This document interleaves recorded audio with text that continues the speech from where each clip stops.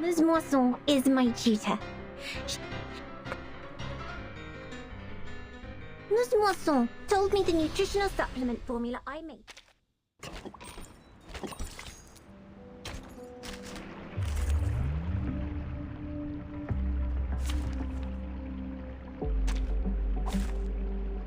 Program activated. To the left. Perfectly. This'll help. Feel my dark embrace. Keep calm. Take a deep breath. Damaged. Loading. Charging. To the right. The light that illuminates all.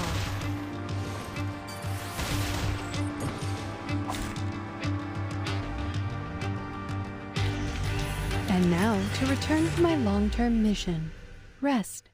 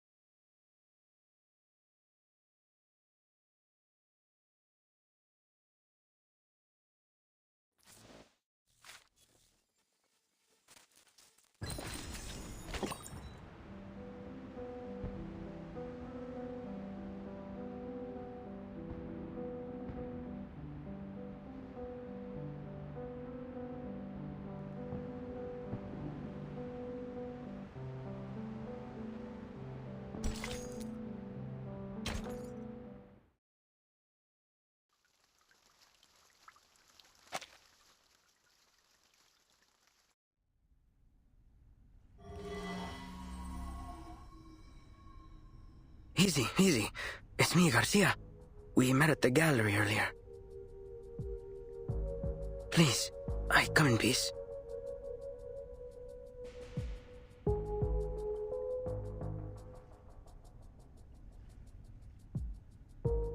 It's you, Octavia! The murderer herself! Please, calm yourself, Miss Recoleta. The jailer has already confirmed that she wasn't the one to fire at the ID list. The shot came from somewhere else in the room.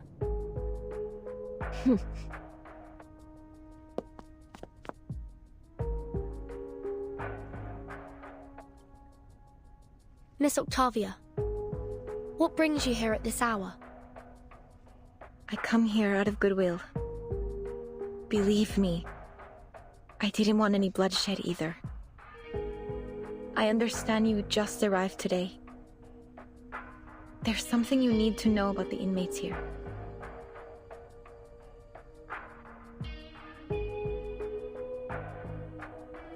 We're outcasts, rejected by society and literature, and our privileges are limited within these walls. But before I started my own literature group, I struck a deal with the Panopticon authorities. If we cooperate and stay out of trouble, they'd leave us be. We could discuss literature freely and openly in Comala. Such a thing may seem trivial to you, but this is of immense importance to us. Oh, there's no happier thing in this world than discussing literature. No one should ever put limits on it. You're right, Recoleta. But we're prisoners here. There are certain rules we have to follow.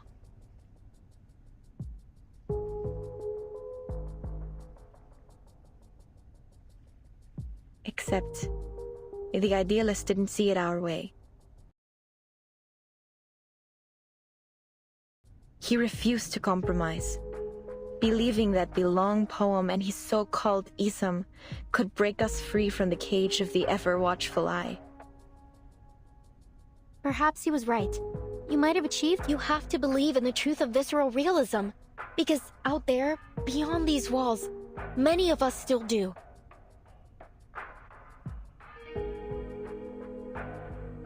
And what has it changed? Garcia, you're the latest inmate here. Tell us, 3 months ago, before they arrested you and took you here, what has the visceral realism movement accomplished out there?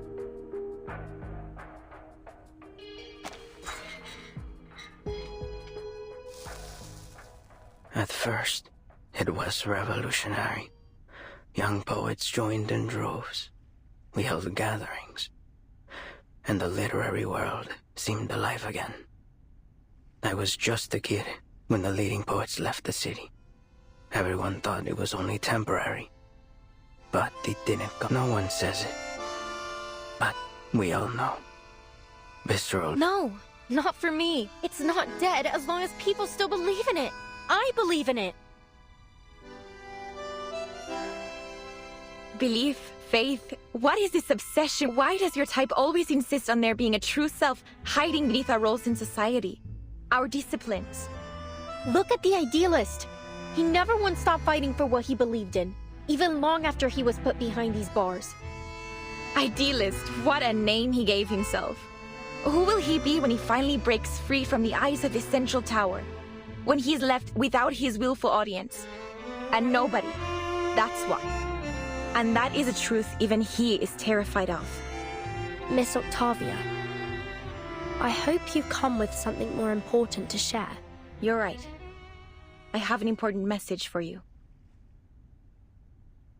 Dr. Dores. Yes, that's right. Do you know where she might be? We crossed paths, but only briefly. I'm not sure where she's gone. Maybe the authorities know. However, she left this with me. I think you'll need it more. We have other matters to attend to. I'll leave.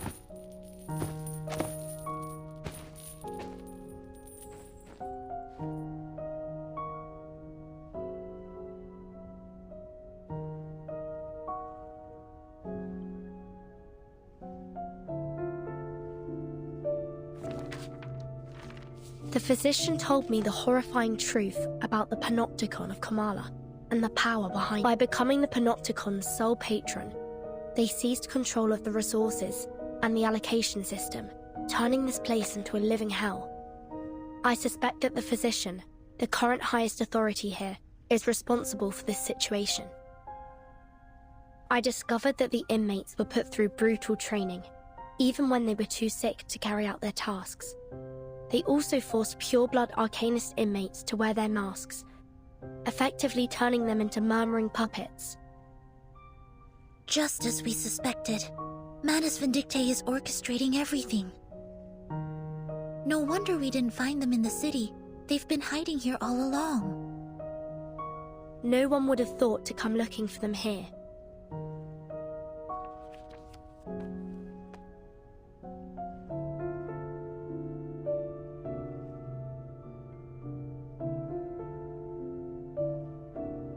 But why would Miss Octavia bring this to us? What's in it for her? Do you think she's trying to mislead us, Timekeeper? Maybe. But the handwriting in that notebook is most certainly Erd's. If she's leading us astray on purpose, why? Miss Recoleta, what do you think? Could she be Aleph? Not a chance. Haven't you seen how she denies everything beautiful in the world? Aleph would never be so biased. No. Aleph is like a mirror. He reflects both light and shadow.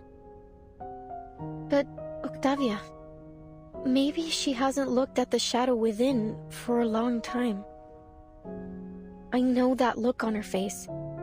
It's the look of a writer. I've seen so many like her during my trip.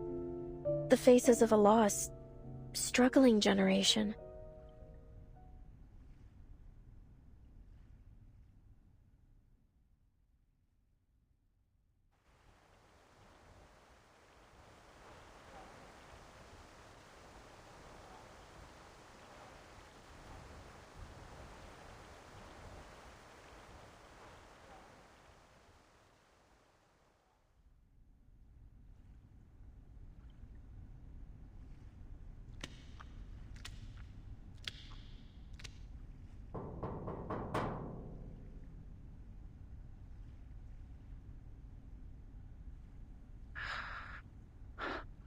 Dr. Merlin.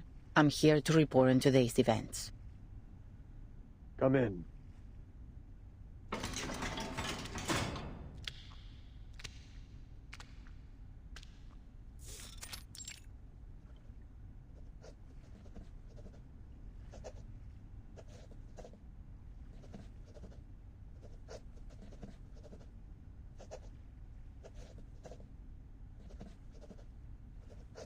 There was a commotion in the gallery today, sir. An inmate known as the Idealist was severely injured. The inmates nearby said he lost consciousness from blood loss. However, after we put everyone back in their cell, the Idealist was gone. I made a sweep of the grounds, but there was no trace of him. It's possible that he regained consciousness and went into hiding. I'll perform a full search tomorrow.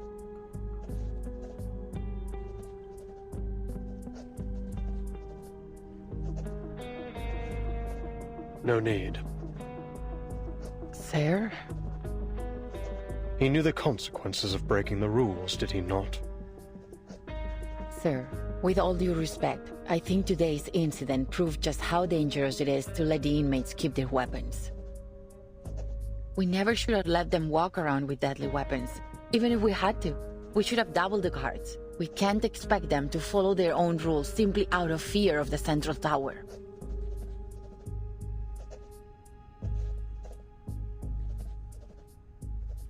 Such matters fall beyond your purview, jailer. You only need to do what's required of your title. Is there anything else? There is another thing. 2 guests from the Foundation came through today. They said they were looking for someone named Doris. They've shown a willingness to cooperate, though they were involved with the incident in Corridor Zero.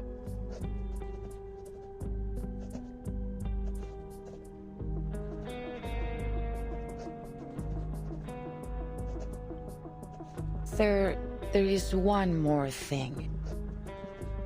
I told Miss Octavia we're short on rations, and she's adjusted the inmates' portions accordingly, but that won't last long. Manus Vindicte stopped providing supplies back in March, and Sino has collected all the prisoners they had previously placed in her custody. I just wonder why they have so suddenly withdrawn from Ushuaia and brought all the prisoners with them. I also noticed that we haven't received any orders from the government since Warden Tartuffe was transferred. In fact, we haven't had any communication with them at all. Sir, in frank terms, we're facing down a serious shortage of medicine, food, and basic supplies. At this rate, the Panopticon will soon be unable to operate. Where will our inmates go then?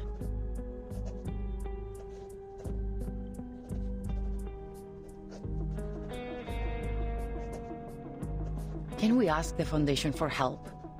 They've sent their people here. Maybe they're interested in the Panopticon? I could arrange a meeting if you like. You're unusually talkative today.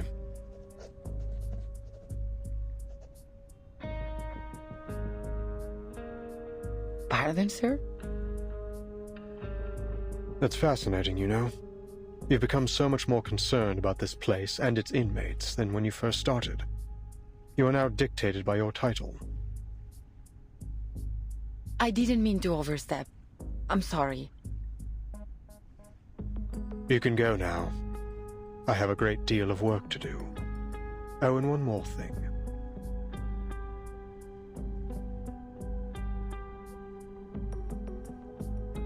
Make sure this month's Kamala Congress is held according to schedule. Yes, sir.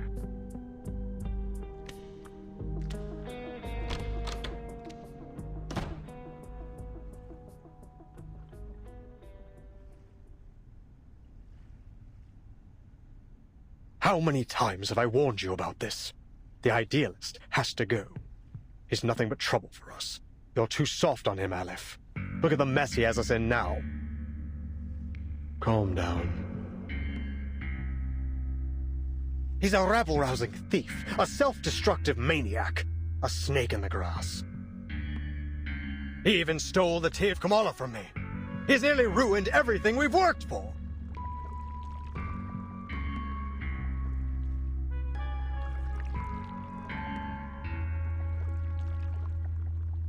It's only a die, Merlin. It does nothing more than a die can do. You were there today. You saw what he did. He managed to change the Panopticon with this die, even if only for a second. He'll ruin my work, Aleph. He's a slave to his passion. His head is filled with impulsive thoughts. I don't trust him. We can't trust him. I've done everything you've asked. Now it's time to do your part.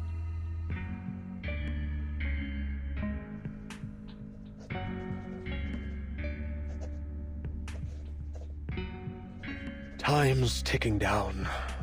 I can't afford any further mistakes. No one can be permitted to stop my experiment in the Panopticon. I'll prove it to them that we have found the path to the ultimate answer.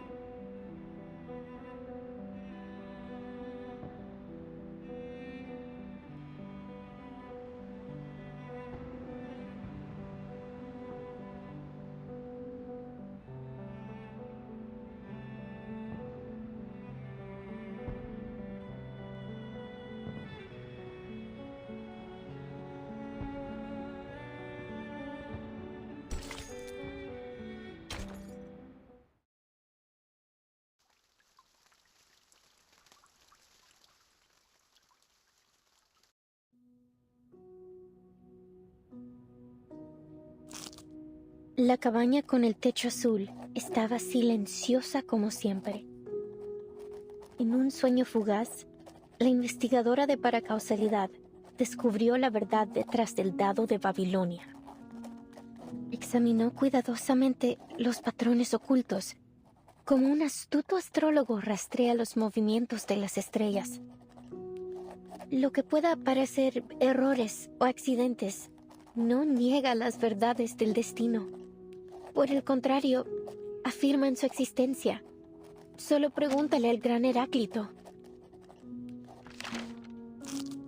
En un universo no observado, el dado de Babilonia gira perpetuamente, dictando el destino de todos en un tiempo que es tanto infinitamente largo como infinitamente corto. Mira, cerró los ojos. Respetaba la aleatoriedad de los números y el destino. Respetaba el juicio del dado. De lo contrario, se habría perdido sumisamente en los huecos del tiempo y bajaría para siempre como un fantasma en el olvido.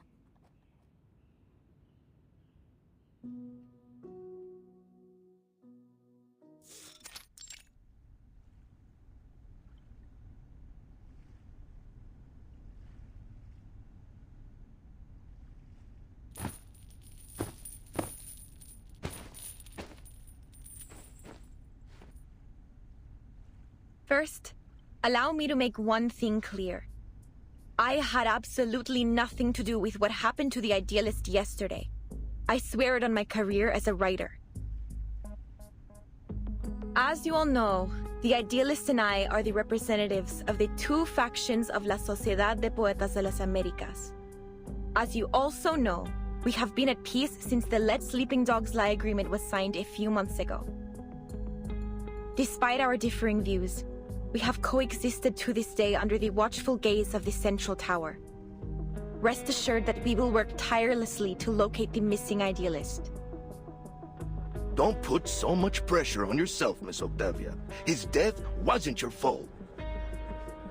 After all, he was the one who threw the first verbal dagger.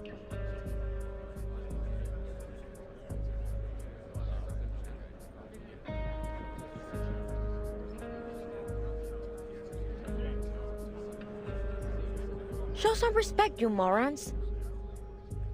The Idealist is missing, not dead. I'm sure he'll show up in one piece before we know it. Better face the hard truth now, Roberta. Though, I have to say, it won't be easy for you to find a new leader as mad as him.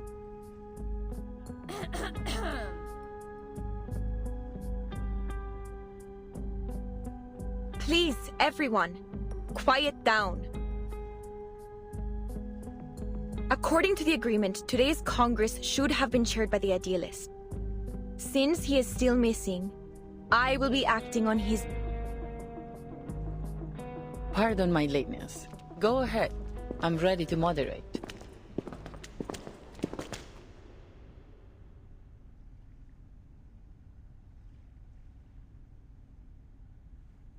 Miss Vert, I looked over the incarceration and visitor records from the past 6 months. There was no mention of anyone named Doris. Then it seems only the physician knows the whereabouts of Dr. Dorez. Miss Jailer, we need to meet with the physician. It's important. Listen, you really shouldn't take the inmates' ramblings too seriously.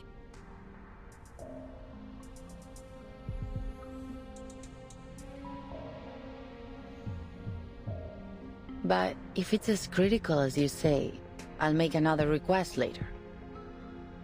That said, I'm afraid the meeting won't happen for at least a few days. Understood. For now, please join us for today's Congress. Espectacular! Do you hold literary salons like this every day? This place is practically a writer's paradise. So, you're the host of the salon, Octavia? I say we set aside our differences and have a titillating literary discussion. You've come at the right time. You may serve as witnesses for the Congress alongside the jailer, like a citizen's jury in a court. Your suggestion aligns with the congressional rules. Very well. Huh? Congress? Witnesses?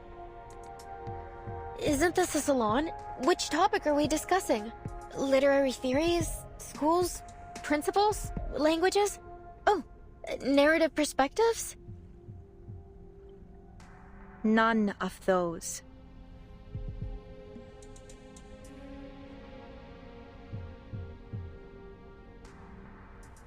This Congress is about the randomness of fate, Miss Recoleta. Randomness of fate?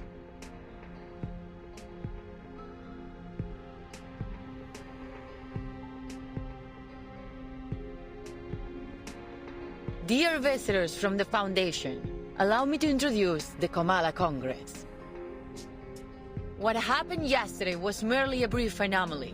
In the Panopticon, spontaneous order among the inmates is the norm, and the Comala Congress serves as its truest reflection. Spontaneous order? Yes. Through the Congress, the inmates assign and distribute medication, communal duties, and rest periods. They are entirely self-regulated.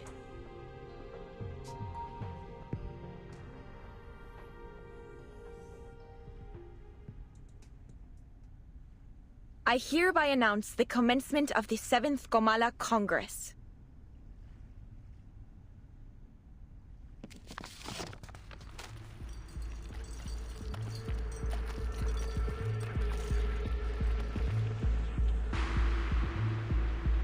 A cardboard box and... is that a paper die? It has 20 sides. Huh? We carefully examine hidden patterns, much like an astute astrologer tracks the movements of the stars. Isn't this...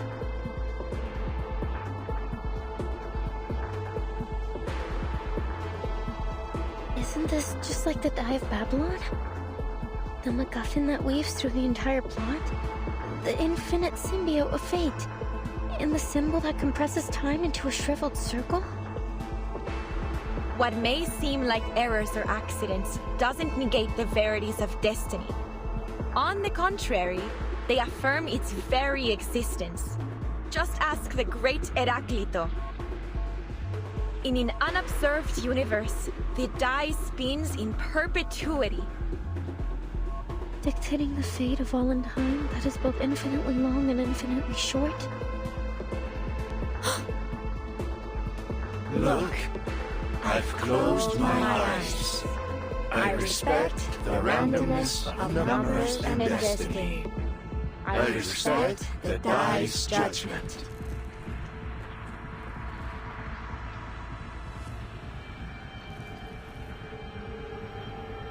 Otherwise, we will acquiesce and lose ourselves in the gaps of time and wander forever as ghosts in oblivion. I don't understand what's going on. Oh, but the irony that I probably have more idea what's going on than anyone here. Miss Recoleta, this is all in your novel, isn't it? I'm afraid so. The recitations, the references to an astrologer and Heraclito, they couldn't possibly be just a coincidence. Then, could it be? Will they look to the die to dictate their fate?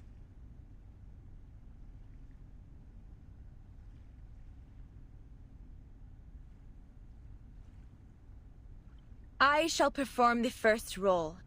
Its result will determine the subsequent roll order for this Congress.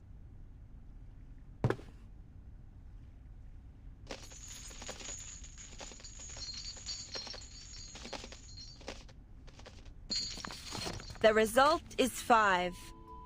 This check complies with the prerequisite conditions of the ruling of the die, and the standard roll order has been established. Inmate Jose, please come forth. You are the first in the initiative order. Therefore, fate's judgment shall fall upon you before all else. Me? Okay.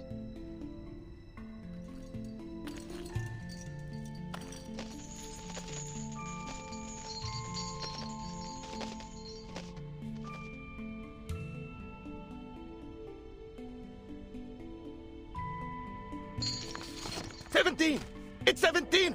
Ah, what a wonderful number! 17! Like an oasis in an endless desert. The result is 17, and the score combination 6 plus 4 plus 4 plus 3. According to the ruling of the die, he shall receive 60 risperidone tablets, 40 clozapine tablets, and 40 diazepam tablets. Additionally, he will assume the role of cultural manager of the Comala Congress. Before he takes office, inmate Jose must clean the first restroom for the next 7 days. Wonderful! I'll gladly clean the toilet. I've got the brooms here, the toilet detergent, oh, and the toilet brush too. I have been waiting for this opportunity. As cultural manager, I will speak with every inmate and complete the Comala memoir, finally capturing the moment. Next, I think I can do this. I didn't get any medication in the last Congress. I've had multiple episodes. It's like my brain's jammed or something. It's all right, inmate Eduardo. It's easy. You don't need to know the rules to roll the die.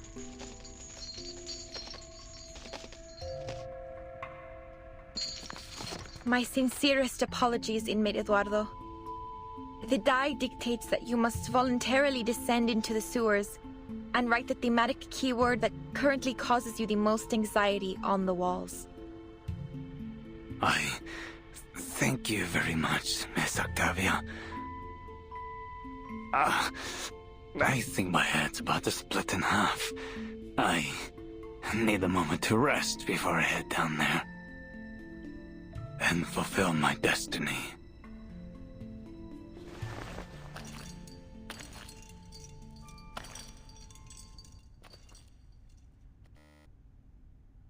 Jailer, are you really letting them make every decision with the roll of a die? Eduardo is clearly in a much more dire condition than Jose. The medication should have been given to him. As I said, this is how the inmates of the Panopticon maintain order. The physician periodically provides medication, food, and other necessities, and the inmates distribute them in this spontaneous and efficient manner. Neither authority nor violence is involved in this process. This is what sets Comala apart from all other custodial facilities. Is that it?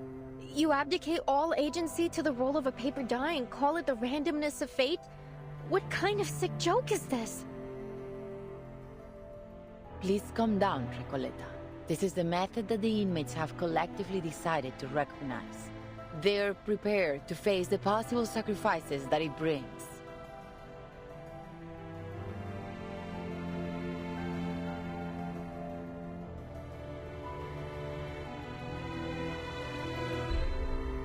This isn't about you or me. It's not our place to interfere with a procedure that has been proven both pragmatic and effective. My duty is to assist the inmates in maintaining order through the methods that they have established. And yours is to witness their self-governance, not judge it.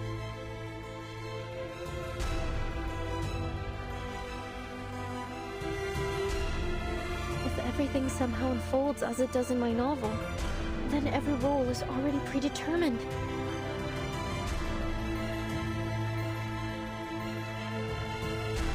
Vertin, do you remember the story I told you last night? The odds of both success and failure were consecutively multiplied. I remember. As soon as a character experiences a failure, they continue to suffer failures in an endless chain reaction. None of Eduardo's future dice rolls will ever result in a number higher than 10. At this rate, this system, This sociedad, ruled by the dice of Babylon, is bound to collapse. Eduardo will never receive any medication. The moment he writes the keyword on the wall could very well be the moment he spells out his own death. No, I can't let this happen. I have to do something. Wait, Miss Recoleta, what are you doing?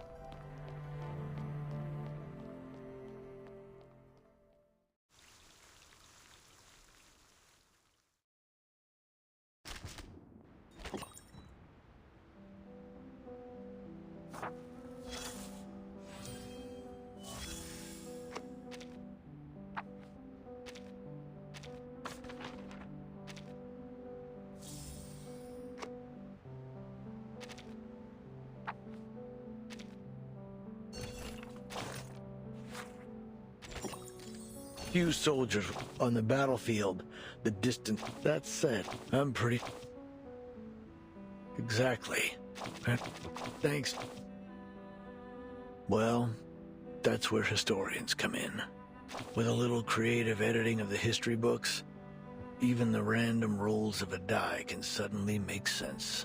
What were once avoidable tragedies are rebranded as reasonable incidents, or even desirable outcomes. You're starting to sound like a gambler. But even it isn't. Meanwhile, I just... Haven't I? But the die...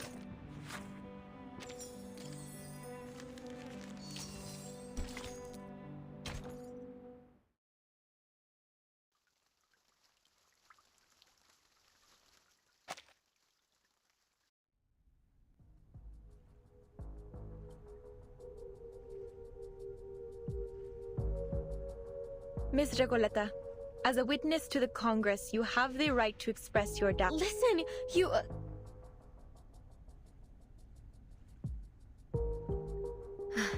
No, it's nothing. It's just that I'd like to participate in the dice rolling ceremony. May I? Of course. The very fact that you're standing here in the Panopticon proves that you share a common fate with it.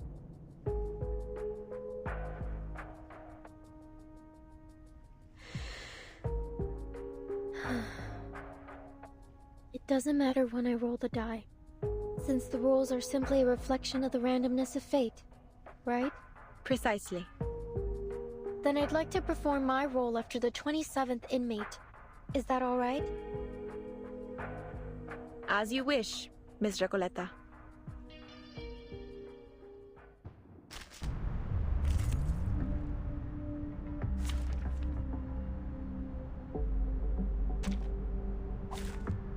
I have all the essentials for writing poetry.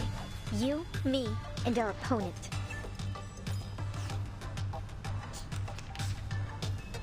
Masayed perfectly.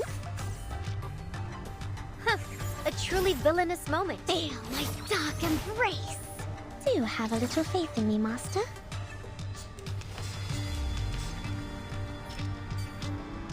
Charging. Loading. Charging. Barrage. Flee, mortal! Faraday's Miracle. Feel my dark embrace. Aim and shoot. Stay back, I say!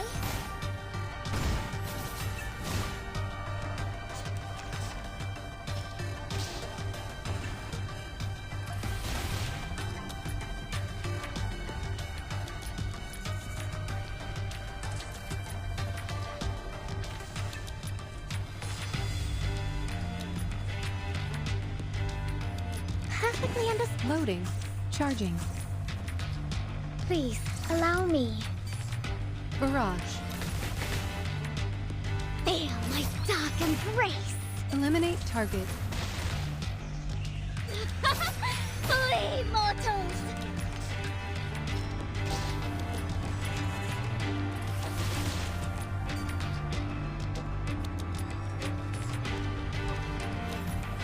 Shall I, Master?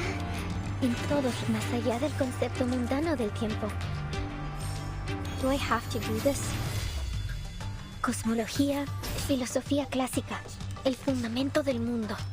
I, Robot, child of science.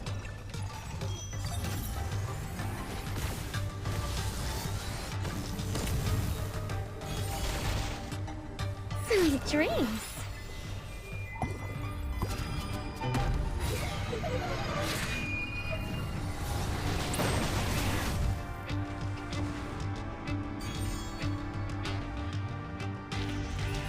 Keep going.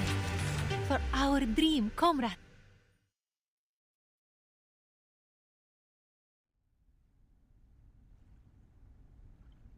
It seems fate favors you, Miss Recoleta. Here are your supplies. Please be sure to follow the distribution rules of the Congress. This is an essential structure of Comala, and a belief shared by all its inmates. Honor it. Just as I suspected. These supplies belong to me now, Octavia. I'm free to use them however I please.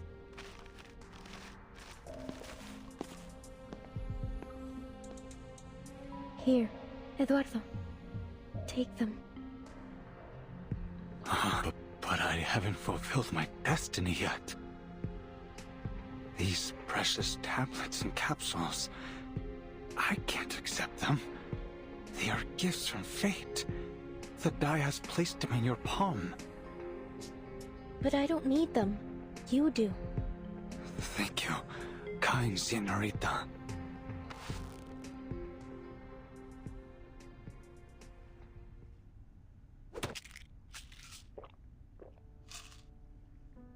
Eduardo, what's wrong? Are you taking the medicine right now? There's no need to rush. There's plenty of it. You can have it all. Por Dios, Eduardo! How could you squander fate's gifts like this? Kind señorita, please, give me the medication. I need it more than anyone else. No, I'm the one who needs the most. Give me the medication. I beg of you. With the protection of these amulets, I might finally be able to get a peaceful night's sleep. No more trembling floors and wailing ghosts.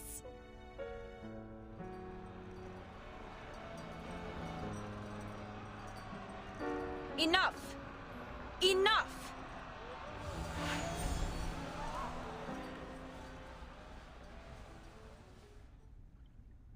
You shouldn't have done that, Miss Recoleta. Your ignorant generosity could shatter the very basis of our survival.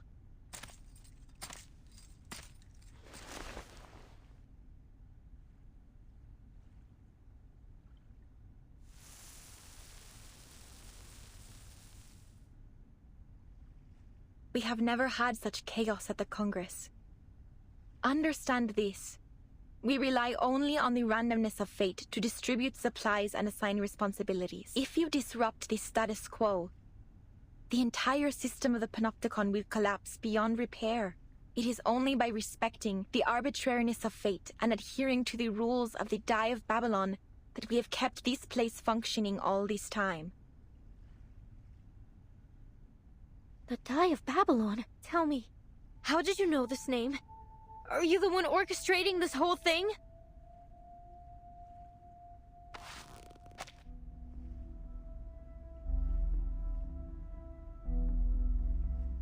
¿Podría ser?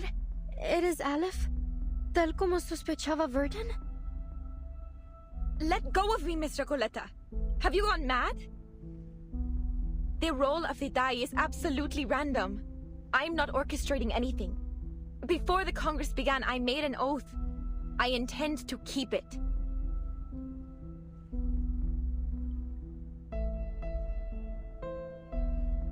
Please, calm down, Miss Recoleta. I think she's telling the truth.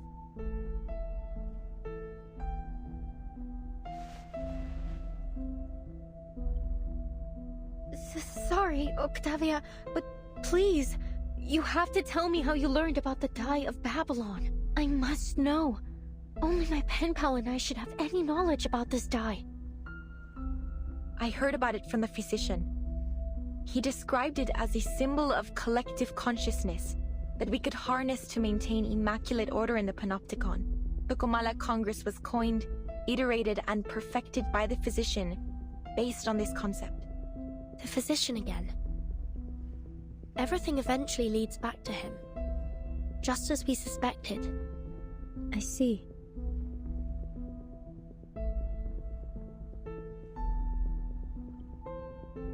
Jailer, we have to meet with the physician in person. Now. As I've told you many times, Dr. Merlin is too busy at the moment. I couldn't possibly trouble him over a novel and a pen pal. They are just fantasies. Couldn't you make an exception? What if they're not just fantasies? What if they're tied to the very survival of this place? Miss Recoleta said the Panopticon could collapse because of the Die of Babylon. Are you seriously telling me you believe that nonsense? It wasn't nonsense, nor are they fantasies. You saw with your own eyes how I won the die roll. It was just a coincidence. What if we present you with stronger evidence?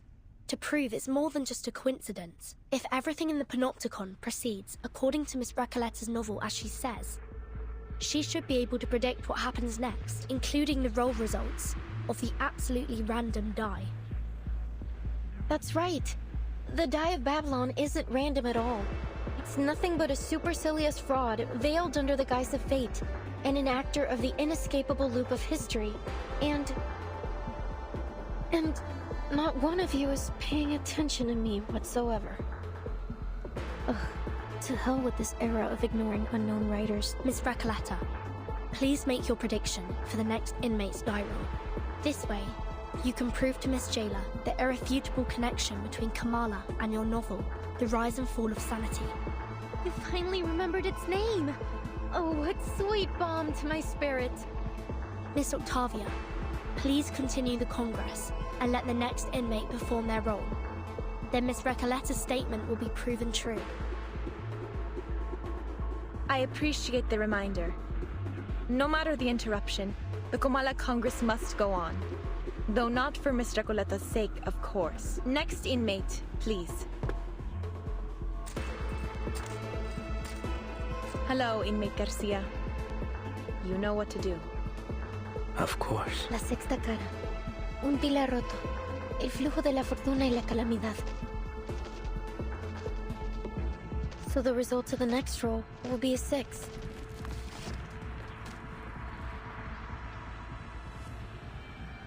As fate reveals, the number is 6. Just as Miss Recoleta predicted. That could still be a coincidence. Do it again. La 13ª cara. Una cadencia desconcertante, sin un verdadero principio ni fin.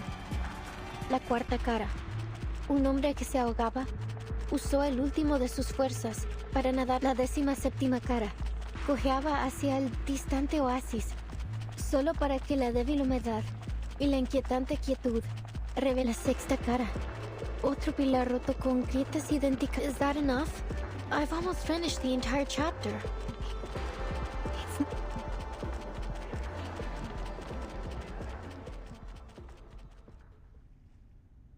Who are you? I'm sorry if this comes as a shock to you, but I did warn you, Octavia. Now it's proven. The Die of Babylon is anything but the so-called randomness of fate. Have you been sent here by some god?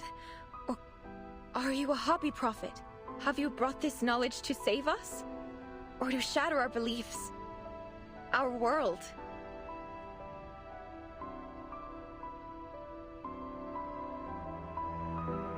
What is this thing in my hand? What are we? What is this prison?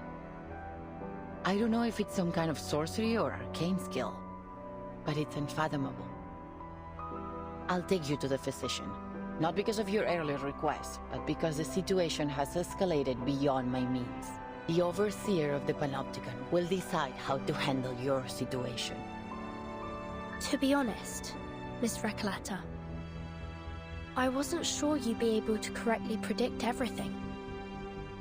Timekeeper, are you saying that you risked everything on a hunch? It worked, didn't it? Come with me. Dr. Merlin's office is in the central tower.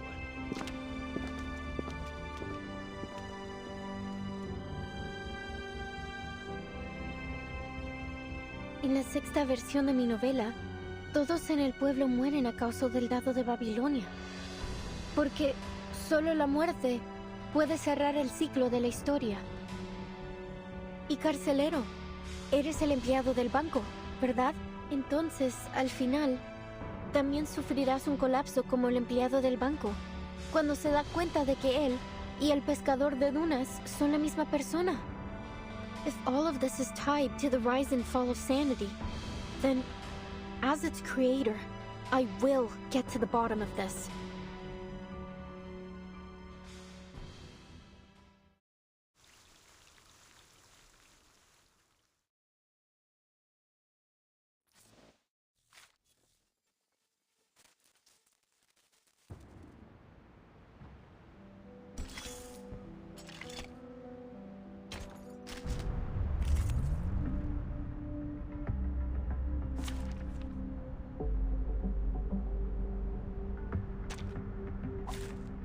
Which of these darlings shall we attend to first?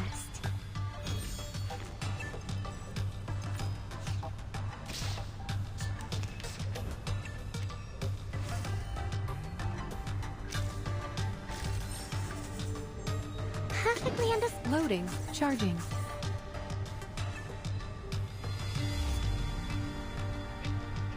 To the right. Loading. Charging. Do have a little faith in me, Master. Regaining control of our bodies. The light that illuminates all. Stay back, I say! Aim and shoot. Feel my dark embrace! Loading. Charging. Loading.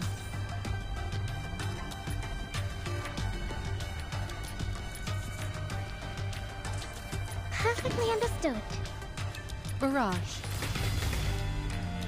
Stay back, I say! Target confirmed. Eliminate target. Feel my dark embrace!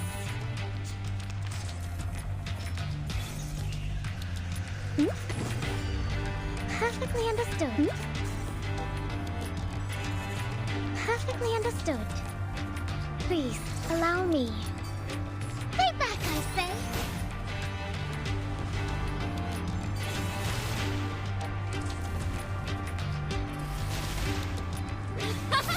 Flee, mortals! Do have a little faith in me, Master.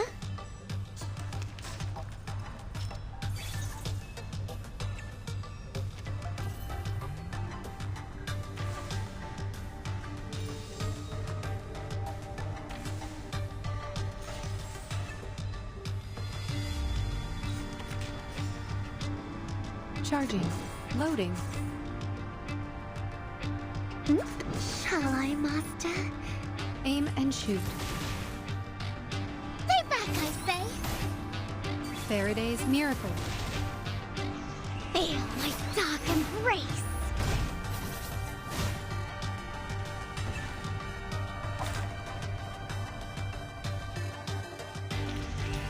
Keep going.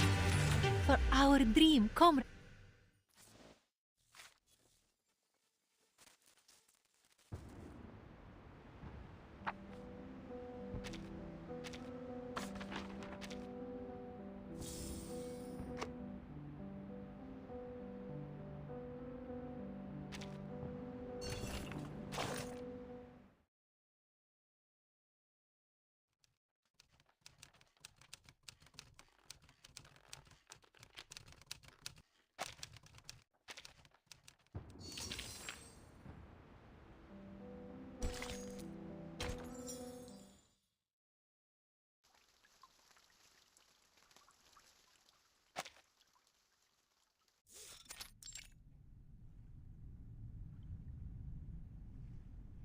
Wait here a moment. I'll report the situation and your request to Dr. Merlin. However, since he's always busy, I can't guarantee he'll agree to meet you.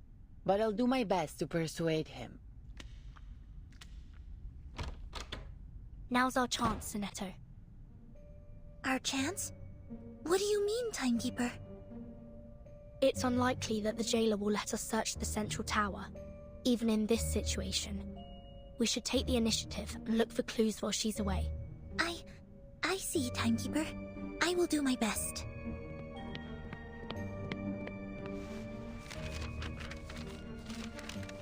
Thank you for your assistance, Miss Recoleta. Without your precise predictions, we wouldn't be standing here now. I haven't yet grasped the connection between the die, your novel, and what's happening in this place. But, by process of elimination, it's almost certain that your pen pal, Aleph, is right behind this door. Sometimes I envy your decisiveness, Vertin. I'm sure many people have praised this special talent of yours. Are you all right? You don't seem as excited as when we first entered Kamala.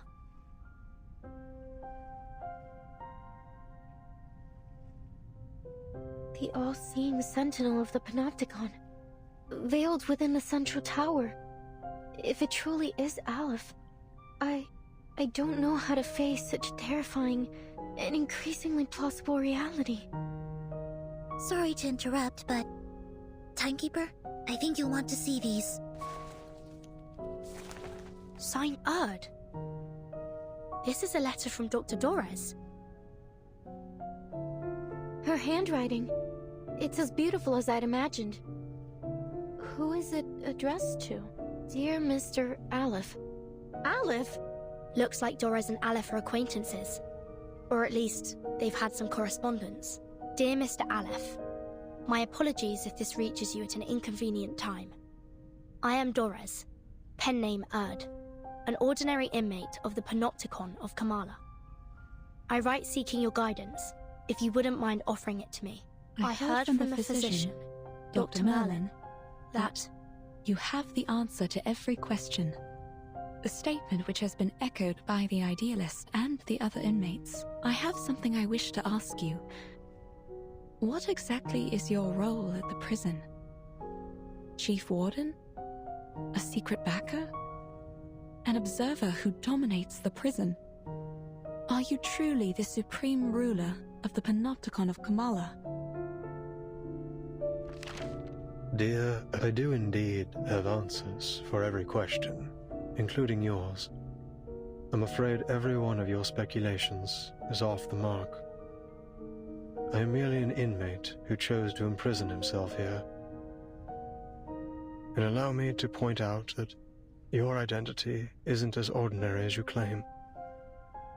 Why is it that you, my fellow inmate and guest of Manus Vindictae, are so interested in Kamala? Dr. Dorez? A guest of Manus Vindictae? It came from inside the room. Do you think they're okay? The jailer and the physician! What happened?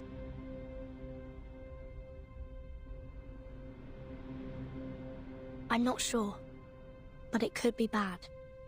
Come on, let's go in and see if they're all right.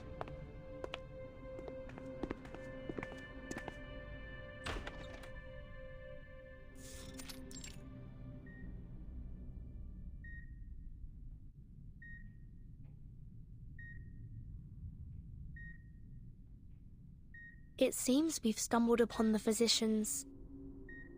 The physician's office. I should have known. But... is this an operating room? As if this prison wasn't bizarre enough already.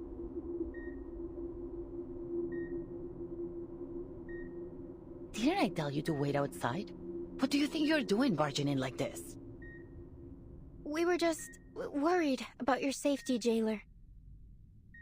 Enough. Get out of... Quiet.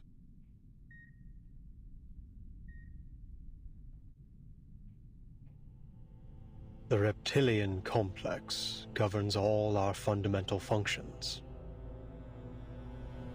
Our heartbeat, breathing, fight or flight responses, and our territory and hierarchy awareness. Through millions of years of evolution, we developed the limbic system.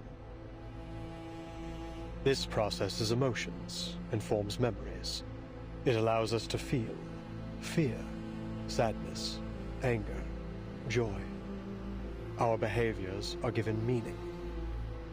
Now it's the neocortex that makes up more than 2/3 of our total brain volume. Language, perception, logical reasoning, abstract thought. This is what forms the complexity of human nature. We read, create, perceive. We try to understand both the world and ourselves. We are forever setting goals, one after another. And all this, these multitudes, happens within the confines of the skull, in the tight folds of the crowded cerebral cortex. Is he performing surgery? Such a delicate and elaborate organ. Were it unable to forget, what would come of it? Can this space, no larger than the palm of my hand, truly accommodate dozens of people at once?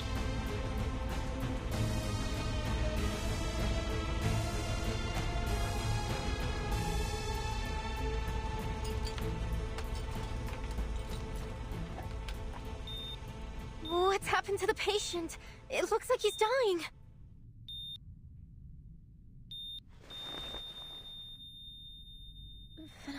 ¿Fracasó la cirugía? Nonsense. The surgery was a tremendous success. I have erased his debilitating hysteria and restored order to the Panopticon. What are you trying to achieve by barging in here? Forget it. The next operation requires my attention. Jayla, show them out. Bring me the next patient in 15 minutes. I'm sorry, Miss Burton. I'm afraid you have to leave now.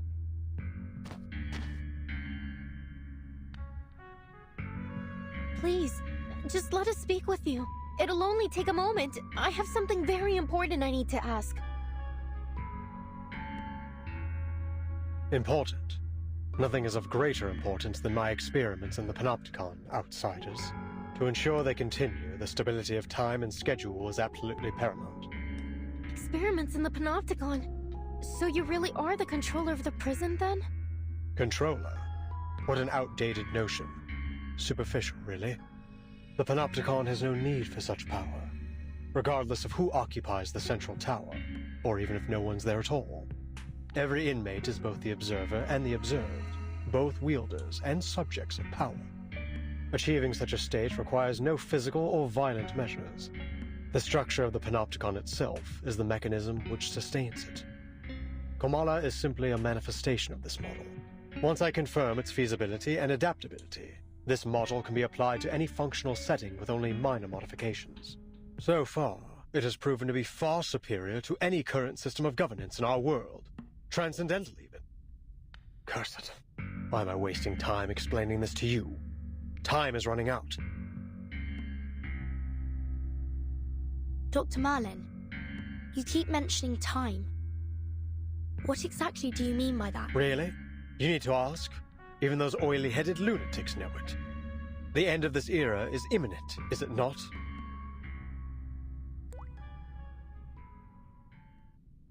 You know about the storm? The Dean always told me that I should laugh more as a child.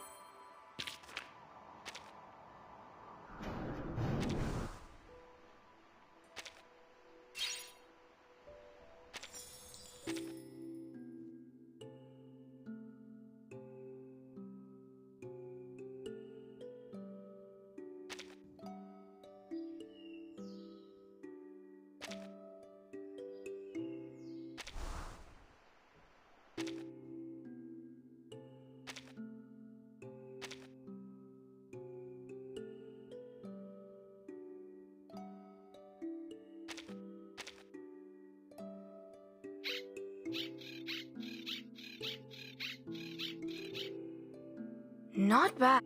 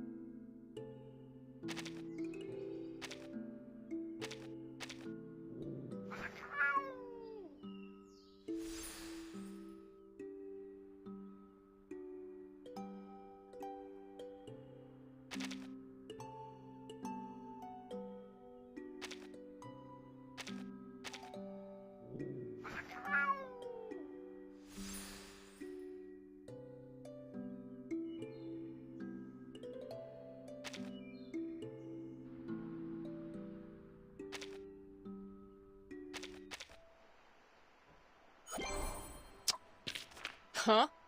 Huh?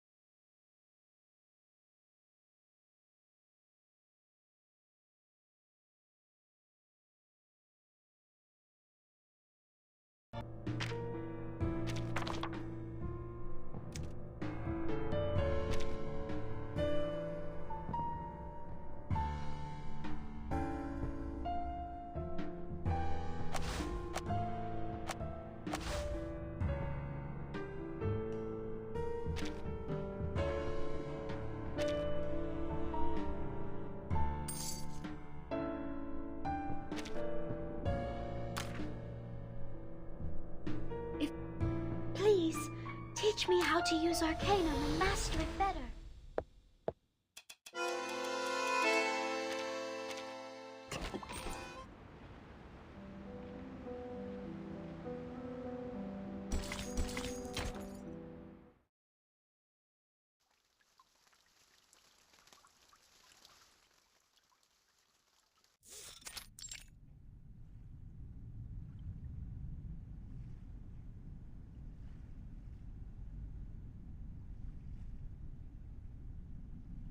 Wait here. I'll report the situation and your request to Dr. Merlin. However, since he's always...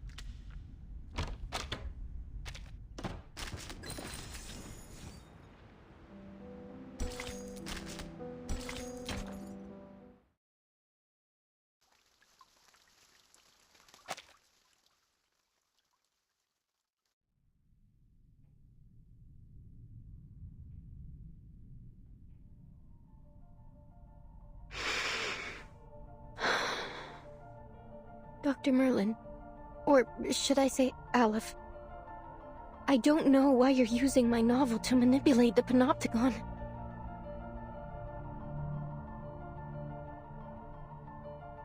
But you need to know that it won't serve your purpose, whether in fiction or reality.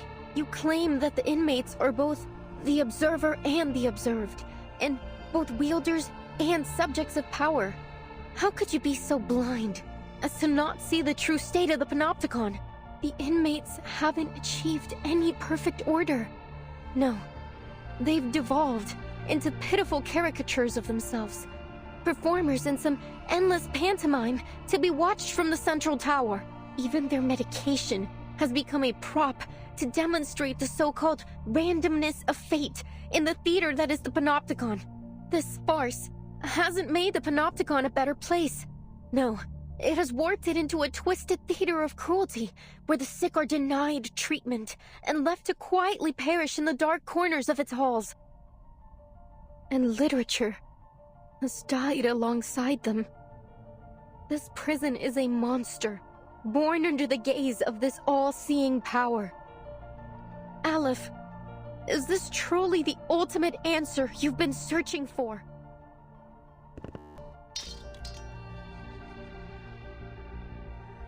What? Are you suggesting that this is the answer I've reached?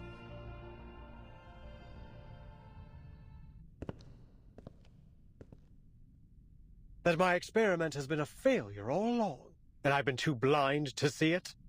No, impossible. Foucault's theory is flawless.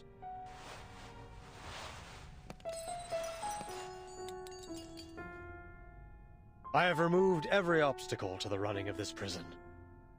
It is pure, sacrosanct.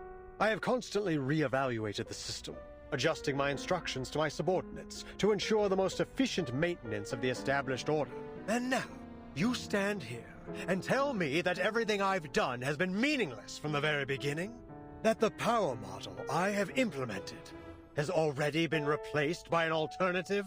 No, outsiders. The perfect order of the Panopticon shall not be disrupted. I will not be swayed by your lies. This facility is superior to all others. Nothing here escapes my notice.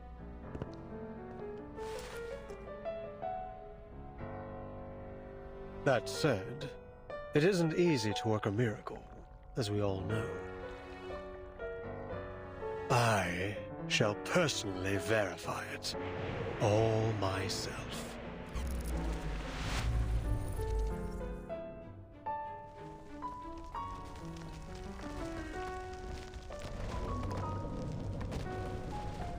What's happening?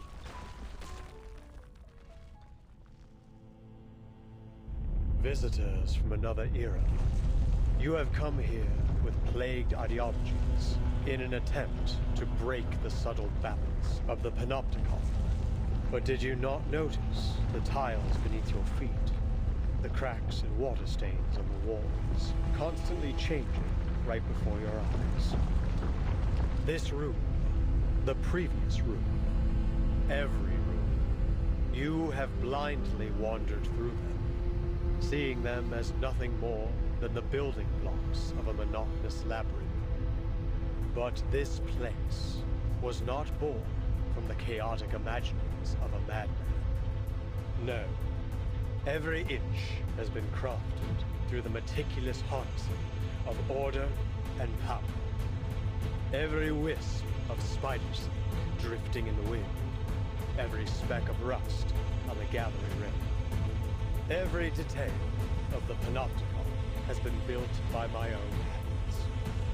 With this ever-shifting die, concepts may be transformed into reality, and ideals into substance. I observe the movement of every entity, the passage of every sound. The moment you entered this realm, you too became subjects of my experiment.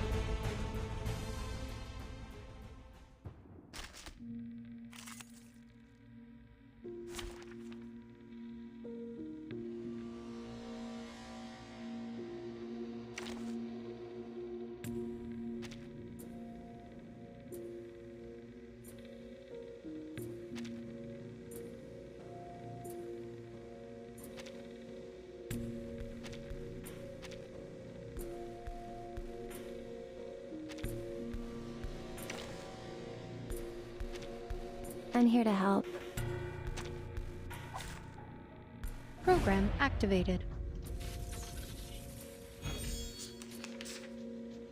Admit it. This is all getting out of hand. Impossible! What may appear to be chaos is nothing more than a temporary deviation.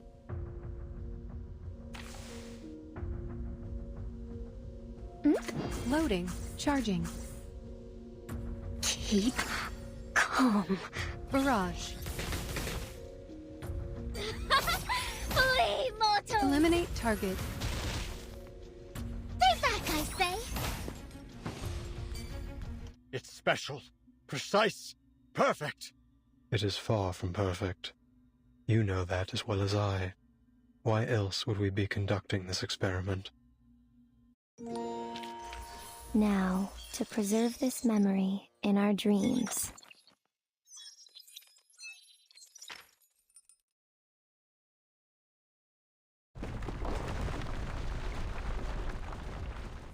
This happened when the Idealist was attacked too. To think we've been trapped in a prison fabricated by a die all this time. Did the physician really build all this with such a small, simple object? The distortion is getting worse. Prepare yourselves to fight or flee. Please, Dr. Merlin, stop this! No. You're asking for the impossible. Power model of the Panopticon is destined to permeate all of society. Such insignificant interferences could never plunge it into chaos. But it already has, Merlin. You failed. I have not failed. As long as I keep the prison running.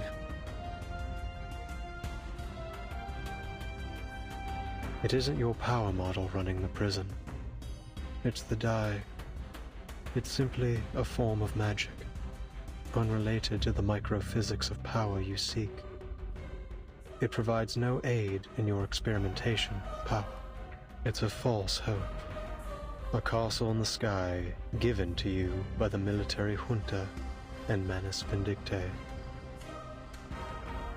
Manus Vindictae? So you really are working with them. What exactly do you intend to do?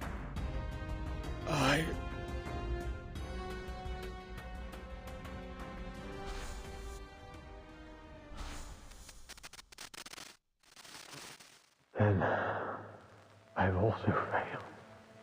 I've ended up a pathetic fool, lost in the chaos of reality. Just like the Idealist chasing visceral realism, Paracelsus seeking the fountain of youth, and Zahir obsessing over the one-sided coin. When did it all start falling apart, Aleph? When the doorknob loosened? When the prisoner's wounds started to fester? Or when the daily disinfectant concentration reached 28 milligrams?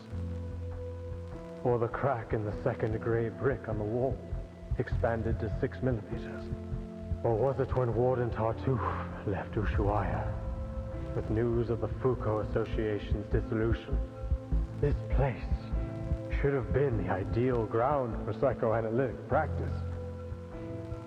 Why did they halt all research, all discussion? We've been abandoned, haven't we? By eras old and new. You designed and have maintained everything in Comala. Right down. But it is these details that trap you. And as the bars close around you, you are losing your name, Merlin. And you are becoming a physician. A man forever imprisoned in these walls. I don't understand. All these false eras are like a dreadful novel with no conclusion. Trying to find answers within such things is, in itself, a mistake. Much like them, you are destined never to attain transcendentality. Tell me, Aleph, does the ultimate answer even exist?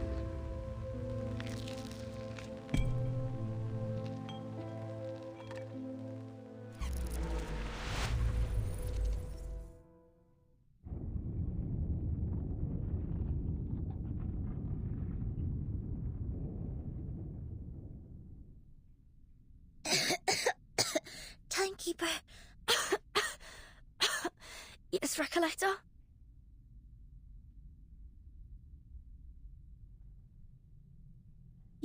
You're...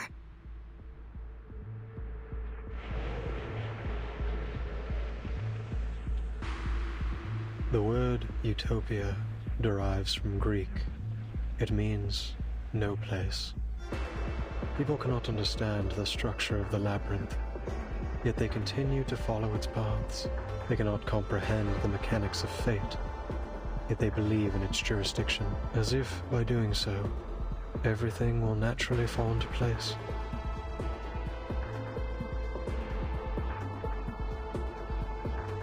And now, the polar night approaches. How good it is to see you, pen pal.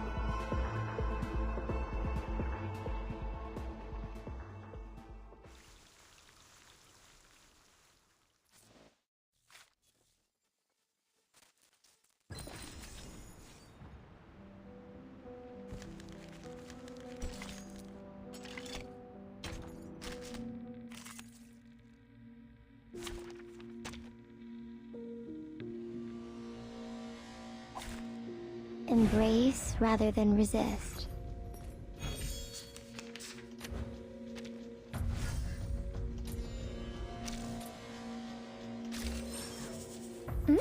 Charging. Loading. Do you have a little faith in me, Master? Target confirmed. Flee, mortal! Eliminate target. Feel my dark embrace! Keep going. For our...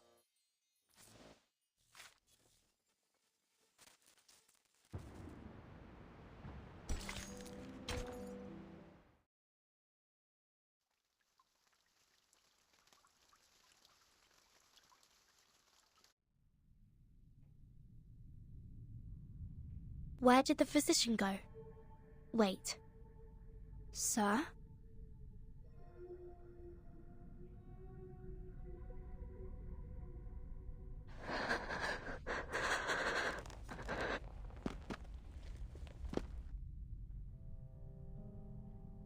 Aleph, it's you. My pen pal. You are, in fact, in Comala. All those letters, all the ideas we shared, they weren't just my imagination or some prank. Vertin, Soneto, it's all just as I told you. They weren't meaningless. They're all real. So, sir, Are you Aleph, the ruler of this prison? Are you the one controlling the Panopticon with the die? The one hiding Miss Doris' whereabouts? What curious inquiries. Quite different from the last 2,666 questions I've received. My guests, you may call me Aleph, or by any other name, be it a symbol of God's oneness or a farcical epithet. I am merely one of the many prisoners who voluntarily reside here, a single letter in the alphabet of the Panopticon. A letter? The way you speak is quite different from Dr. Merlin. Still, I wonder what your relationship is with him. But allow me to make a guess. You're Dr. Merlin, aren't you? I'm afraid that's not entirely accurate. But you may think of it that way. Merlin is a figment born of my mind, an incomplete reenactment. He is me, yes, but not entirely. He, or rather they, failed to find their answers. They fought against their predestined fates, only to be inevitably crushed under their weight. I simply stood by and watched it all unfold. That was the extent of our relationship. They? You've already met Merlin and the Idealist, even witnessed their demise. Shackled by the delusions of verses, the Idealist lost his own name. Merlin, too, imprisoned himself within the system of the Panopticon. I'm sure their desperate pursuits caused you some trouble. Please forgive them. After all, your fleeting encounters led to the demise of them both. I think I understand now. The Idealist and the Physician are both parts of you. Or, to put it another way, they're your alter egos.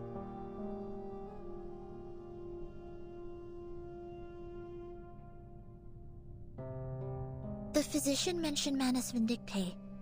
What's the relationship between this prison and the Manus? Visitors from the Foundation. We all witnessed those eras perish. In 1977, not long before the fourth storm, I arrived in Ushuaia. Shortly after, some members of the National Foucault Studies Association reached out to me. But it wasn't just them. An arcanist organization called Manus Vindictae also approached me. Each of them wanted answers. They named me their advisor. You acted as an advisor to the Manus? The two parties presented me with a concept and a parable, respectively. A concept and a parable? The Foucault Association sought to explore the feasibility of the Panopticon concept here, while Manus Vindictae showed me a parable of the past and future. Day and night, I wandered through endless texts, endless realities, as I searched for answers. And thus, Merlin was born. He was both an experiment and a price I paid, a new concept, a new direction. Pursuing such things always leaves me confined by the limitations of human knowledge. Merlin spent his entire life exploring Foucault's theories in pursuit of that singular yet infinite answer. What about the Manus, Mr. Aleph? You didn't explain why you helped them. Explain why? Because they asked me to. Just as you have. I simply worked to answer their questions. So you're saying that, to you, we are no different from Manus Vindictae? And if we ask, you'll answer us, without holding anything back? Is that not precisely what is happening this very moment? This is what the Manus gave Merlin. A magical die named the Tear of Comala. It was once a gemstone that belonged to a god. At the beginning of the century, explorers plucked it from an ancient gate they discovered in Antarctica. To the explorers' amazement, the gemstone could turn human desires into reality. So they cut it into a die, a symbol of fate, and used it to build a sanatorium. which was later transformed into the panopticon you are standing in right now.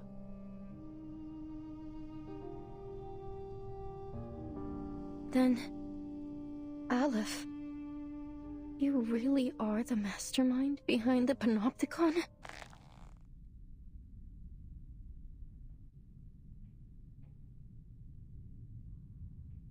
You said Merlin used the panopticon to seek his answer. What does that have to do with my novel? I don't get it, Aleph. Why would you use my novel to manipulate this place? Roberta, Garcia, Octavia, Pablo, the jailer, everyone. Not one of them deserved to be trapped in a deadly loop in which everyone's fate is already predestined. They're just like the ghosts in Amalfitano, inescapably trapped within the ruins. Tell me, what is it you really want? It's not about what I want. It's about what you want. The third line of your first letter. You said you wanted to give the rise and fall of sanity an ending.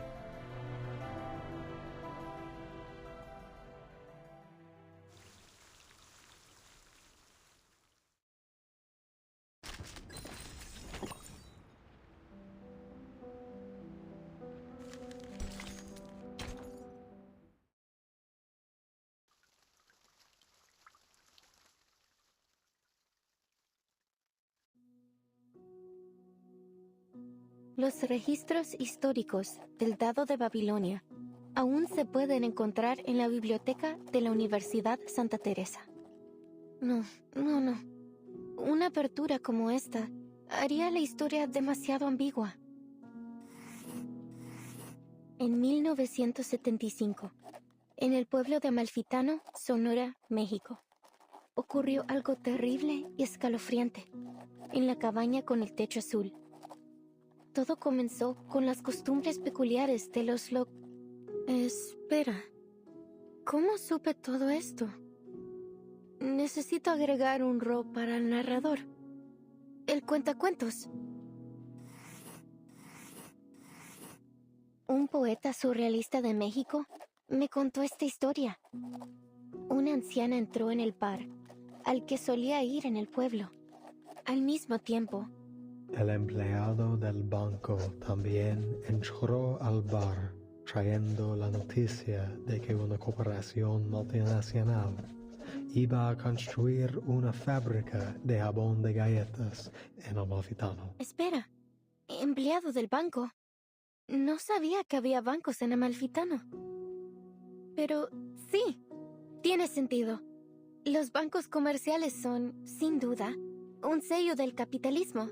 Gracias, amigo, por corresponder. Antes de convertirse en empleado del banco, era un defensor de las antiguas costumbres del pueblo. Era un pescador de dunas. Después de aceptar el destino otorgado por el Dado de Babilonia, eligió dejar todo atrás. El triste y aterrador pueblo y los ciclos ocultos dentro de la infinita aleatoriedad. Oh, qué irónico. Pero también es realista. Ahora solo necesitamos un personaje contrastante. Un creyente en el destino. Una anciana tejedora se sentó en su antiguo taller, girando incansablemente su rueca. Un regalo precioso, otorgado por el Dado de Babilonia. La tejedora ciega relató suavemente todo lo que había vivido. ¡Qué idea brillante, Aleph! Una tejedora ciega no podría haber presenciado el asesinato. ¡Fantástico! En ese caso, agregaré a un conductor de burros que es asesinado en este capítulo. Con cada una de tus sugerencias, la historia da un paso adelante. Gracias, Aleph. Pero todavía no veo ninguna señal del final. Es como si no importara cuántos personajes nuevos agreguemos. Todavía falta algo en el pueblo desértico. Aleph, ¿qué debo hacer? ¿Cómo le doy un final a esta historia?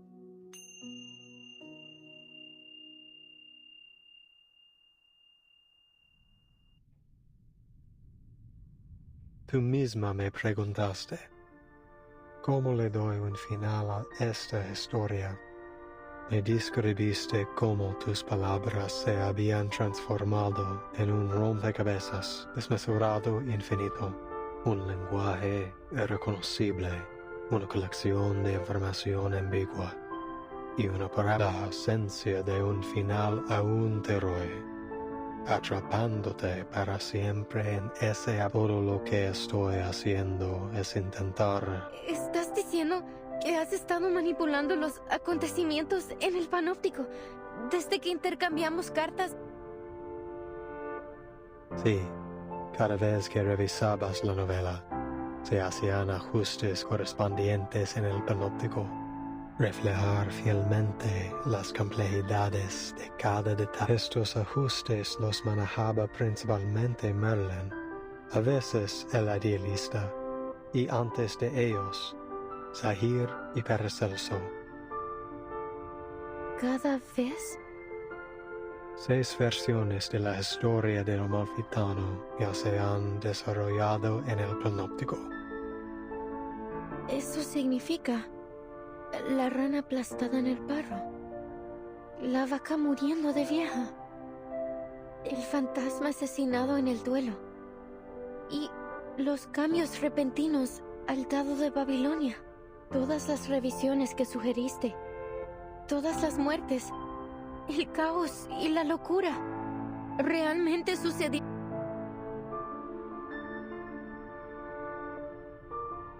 Incluso la eternidad tiene sus límites, o Recoleta. In the 6th revision, we added the blind weaver, an extraordinary figure, just like the paracausality researcher who carries a suitcase that you introduced in your 7th letter. The paracausality researcher carrying a suitcase. Miss Recoleta, is this character really based on the Timekeeper? What? Of course not. The paracausality researcher is an entirely different character. Don't you understand? We're only one die roll away from the ending.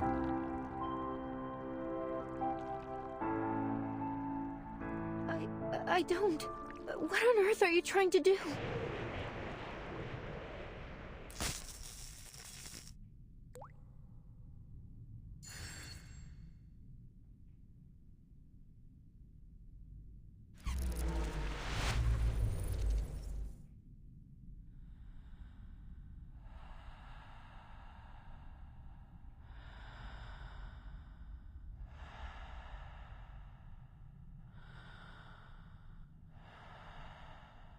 Recoleta, it is the cycle of fate that has brought you to the Panopticon of Komala in Ushuaia.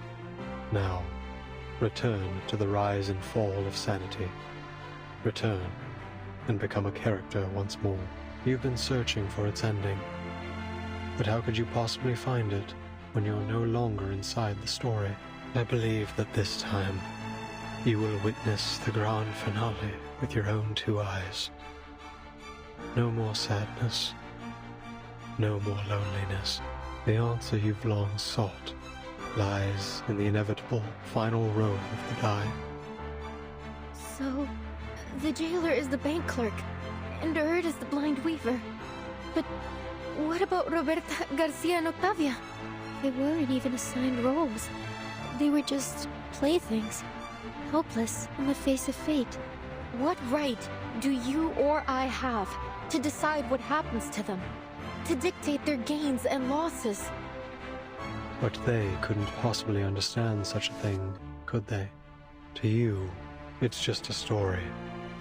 But to them, it is the manifestation of bittersweet destiny. Do you think hiding behind the guise of fiction absolves you from the reality that you've turned the Panopticon into a living hell? Yes. You're the only one who truly understands the rise and fall of sanity. Goodness knows how many manuscripts I sent out that never received a reply. I was so grateful to you. For your replies, for understanding my novel. Those things were more precious to me than any sunrise over the Andes. Had I known that your feedback was created in such a way, and at such a cost. I would have preferred not to receive it at all. Don't you get it? Even if they don't understand my novel, the people I meet are still my friends. Whether we took a long journey together, or we simply chatted for a few hours, we formed an inseparable, miraculous bond. They're a part of me. How could you treat them like fictional characters? It's disrespectful to my work, and to life itself.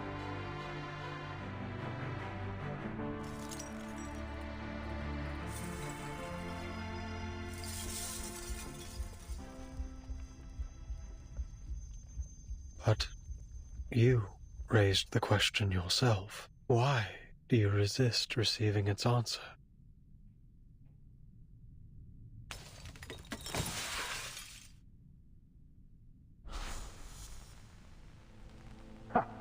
They're always like this, aren't they? They throw a question at you, only to abandon it along with the fading of the era. This storm will spare no one. You've known it all along, Anna. Only the timeless Panopticon can maintain control. The all-seeing tower. The perfect governing system. What a hopeless fool you are, Merlin. Haven't you heard what they say? There is no need to build a labyrinth when the whole world already is one. Your meaningless questions will be swept away by the tides of time, only to resurface on the shores of our minds once more. We've seen it happen, over and over again.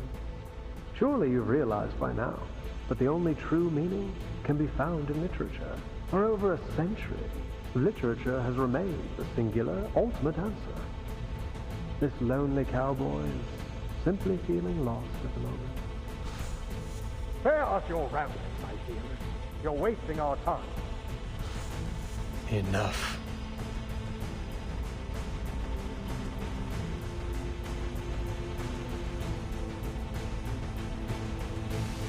Aleph seems to be in a terrible state. We have to be careful. Something isn't right about that die.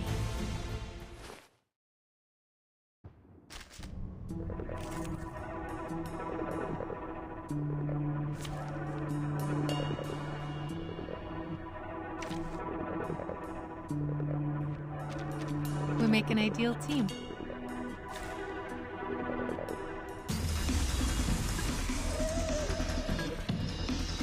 Program activated.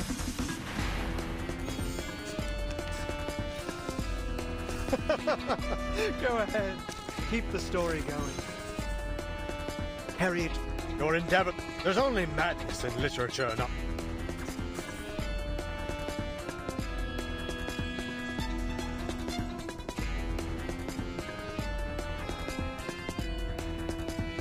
I will remember your second.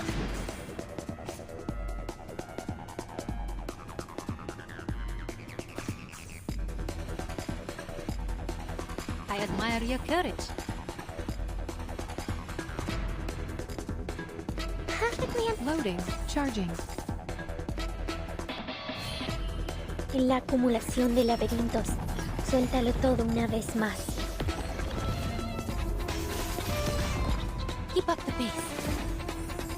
Do you have a little faith in me, Master? Aim and shoot.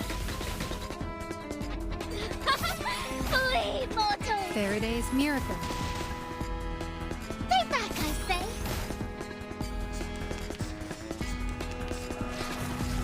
Kill. Damaged. Loading. Charging.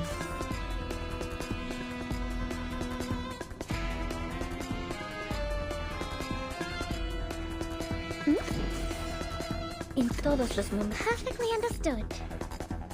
Barrage.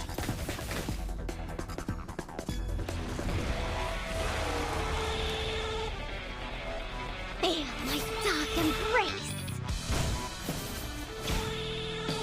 Aim and shoot. Stay back, I say! Idealismo, vuelos de fantasía, Feel my patrones dark ocultos. embrace!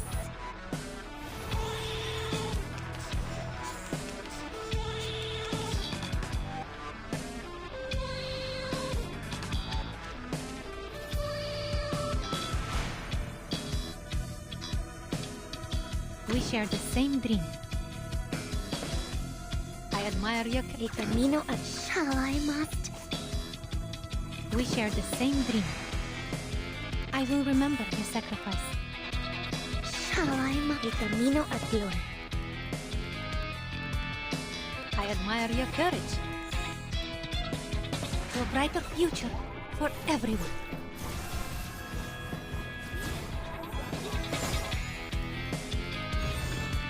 Art scales. En la acumulación de laberintos, suéltalo todo una vez más.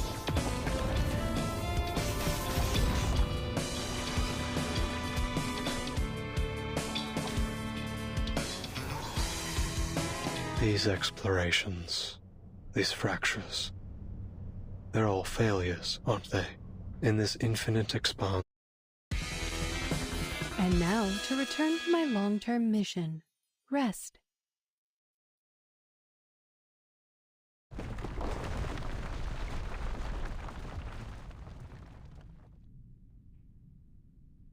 Wait! Mr. Olive? Are you human?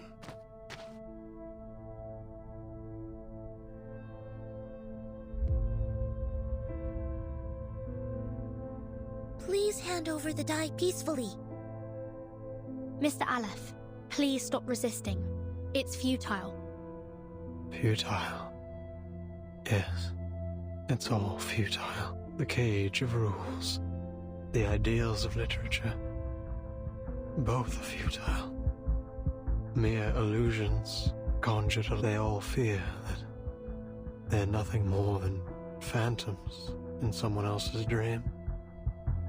That reality will devour everything, including their very existence. They couldn't break free from that false dream. None of them could. Both the physician and the idealist walked toward their own destruction, just as I expected. But your novel still has hope, Recoleta. Its ending hasn't been written yet. We cannot deny that it may be the answer to achieving transcendentality. You're not going to stop, are you? Not until you get your answer. Sinetto, we have no choice but to seize the die from him by force.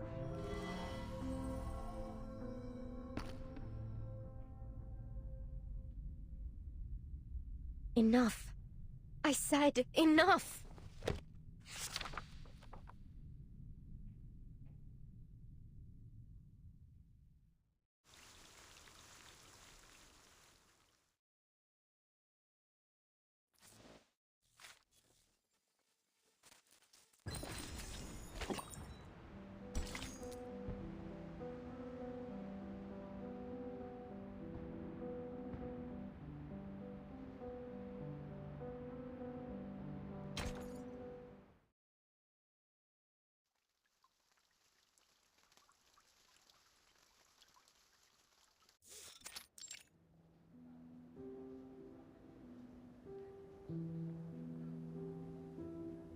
I'm afraid we can't publish your novel in its current... Ah, Senor Cruz!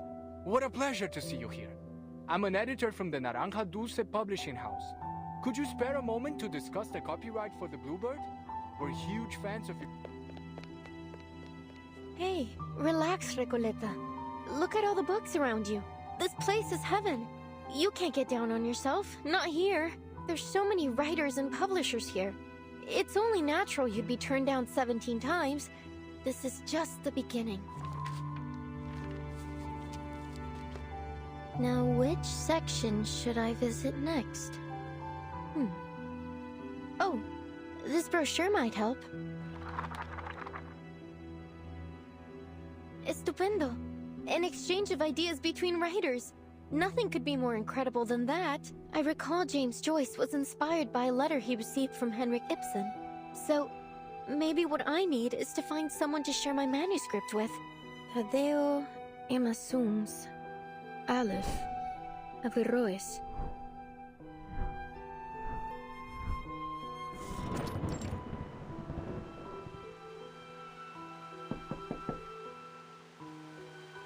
Oh, don't worry. I promise I'll catch up on the rent next month. Although I must say, this apartment's hardly worth the price. The cracks on the walls must date back to the last century. Make all the excuses you want, Ingrid.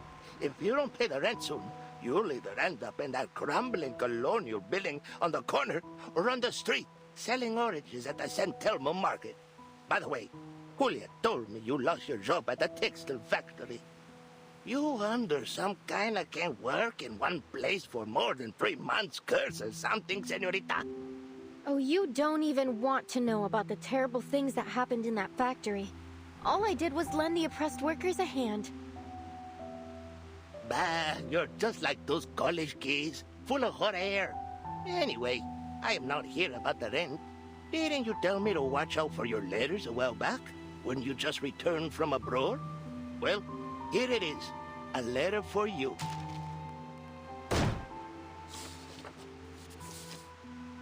Dios mío! Someone actually wrote back to me! This is incredible! Oh, thank you so much for bringing it to me, senor.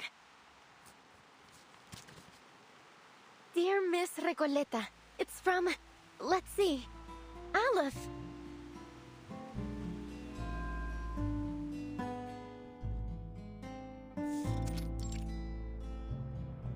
Hey, I've been watching you. You're not local, are you? What are you writing? Oh, hola. You're right. I just arrived in Buenos Aires 3 days ago. My trip's been a lot like a Copes Tango performance. Full of twists and turns, but nothing much worth telling, really. I'm actually writing a reply to my pen pal. Long story short, I sent him a manuscript of my novel, and to my surprise, he actually wrote back. Amazing, isn't it? In our recent letters, we've been discussing how my novel lacks a key character to drive the story toward a decisive ending. So we've been debating whether to introduce a new ghost to act as a turning point for the story. Oh, so then you're a writer? Hey, Pancho, come over here. I found an actual real-life writer. What's the big deal? I wrote plenty of poems in middle school.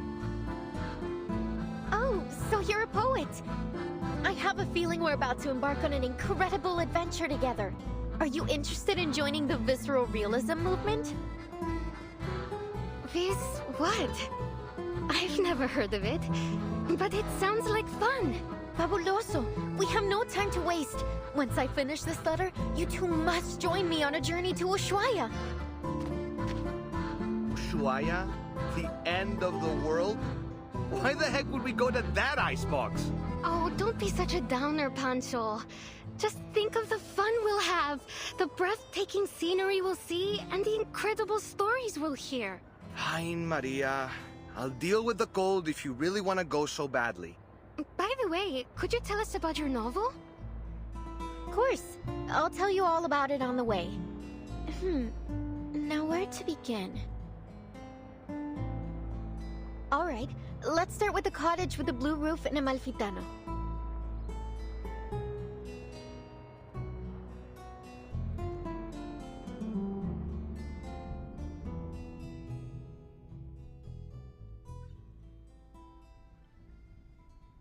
It's been 6 months since we first exchanged letters.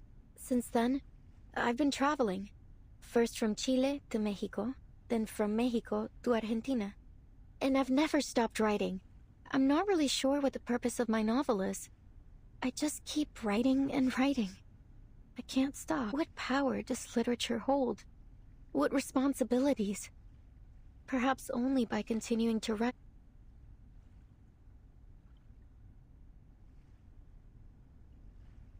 Aleph, you're right. I do want an ending to my novel. But not like this. You really have no idea, do you, Recoleta?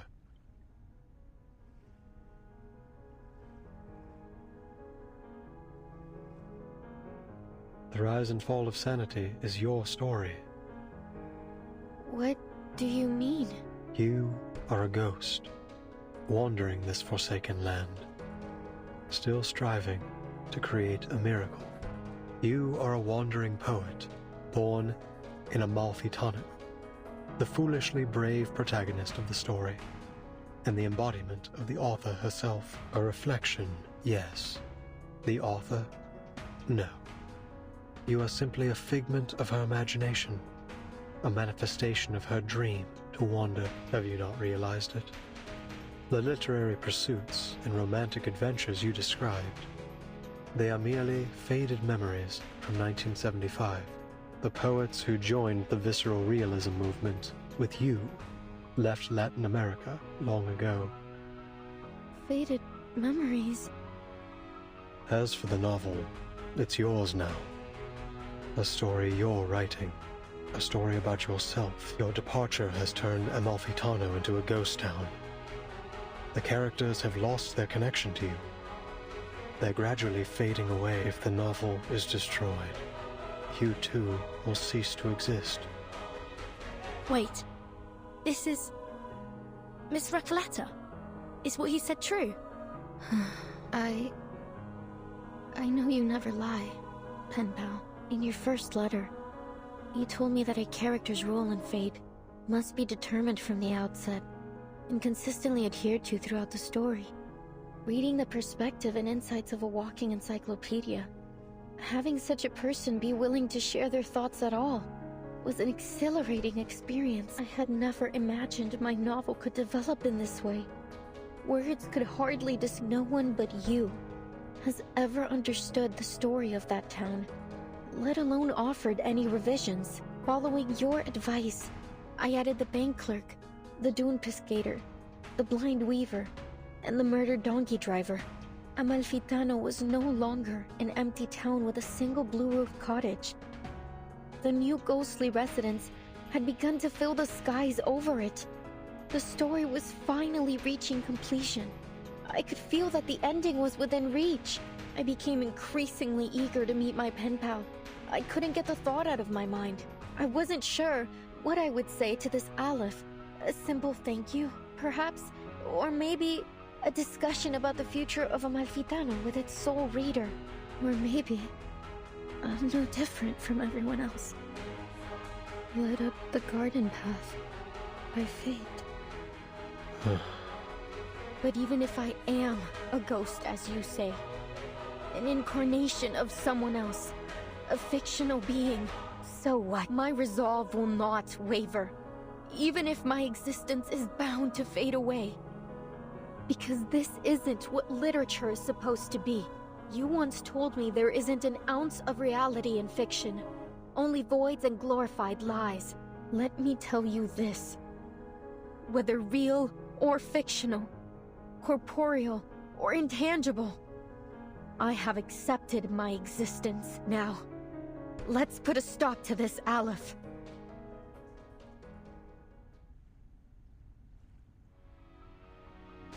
The inmates aren't characters in my novel.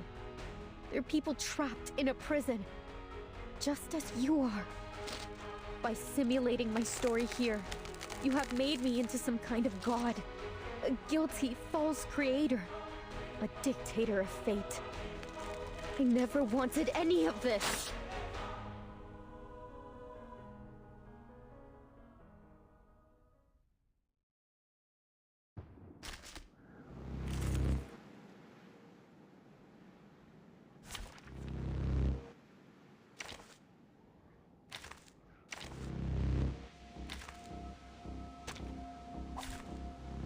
Program activated.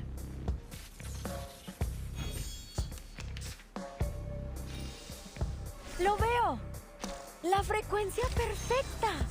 ¡La admirable aleatoriedad del destino! ¡Creo que lo he encontrado! Las deudas de lo... ¡Ya no estoy! Desde el día en que perdí la vista, nunca... Loading. Charging. People off. Perfectly understood. Loading. Charging. Listen. En la acumulación de laberintos, suéltalo todo una vez más. Please, allow me. Target confirmed.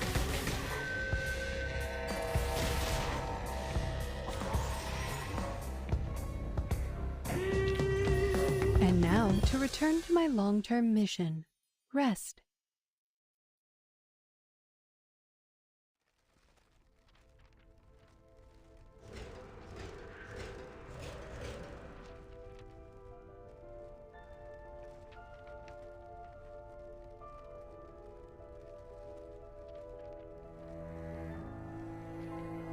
Huh? Did she really cease to exist like Aleph said? Recoleta.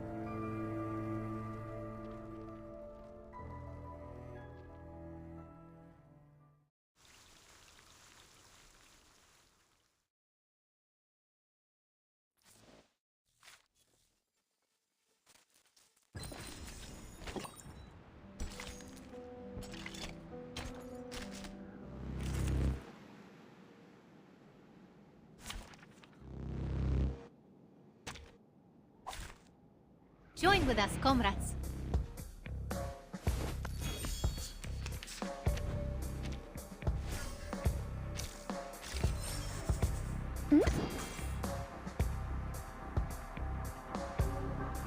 I will remember. Loading. Charging. Keep calm. Keep up the pace. Faraday's miracle. Stay back, I say! Target confirmed.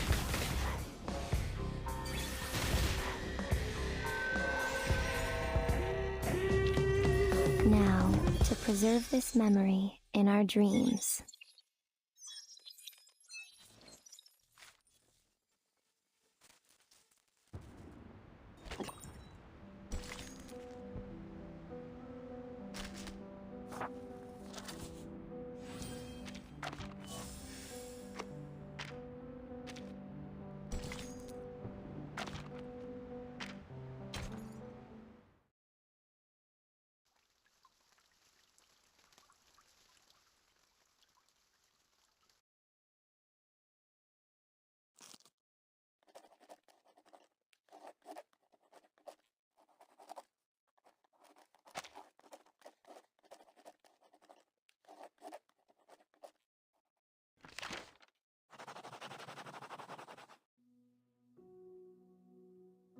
Qué sueño más extraño.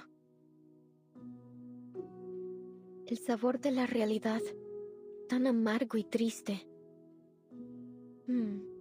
Pero lleno de pensamiento dialéctico. Tal vez la gente del panóptico reflejaba mis pensamientos internos.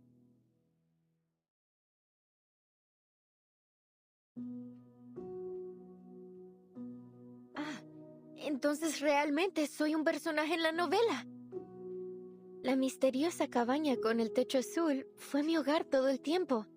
Entonces, los rumores que los fantasmas propagaron eran realmente eso.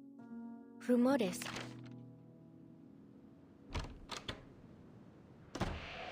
Bienvenida de nuevo a Amalfitano, querida escritora. Gracias, querido ícono del capitalismo. Pero, ¿no desgarré esta novela en pedazos? Verás, Amalfitano es una dimensión más allá de la vida y la muerte. Este pueblo es un reflejo de tus pensamientos internos. Es incorpóreo. No puedes desgarrar algo incorpóreo en pedazos. La literatura es infinita y atemporal, como un río que fluye a través de la vida y la muerte. No me extraña que seas mi personaje favorito. Nunca dejas de iluminarme. Desafortunadamente, la literatura es una vocación peligrosa e inútil. Nadie entiende realmente, ni siquiera recuerda tu trabajo. ¿Recuerdas el dicho? Los únicos verdaderamente muertos son aquellos... Recoleta, desaparecerás para siempre si dejas a Amalfitano otra vez. Será como si nunca hubieras existido. Siempre he admirado tu pensamiento crítico, señor. Encaja perfectamente con tu rol.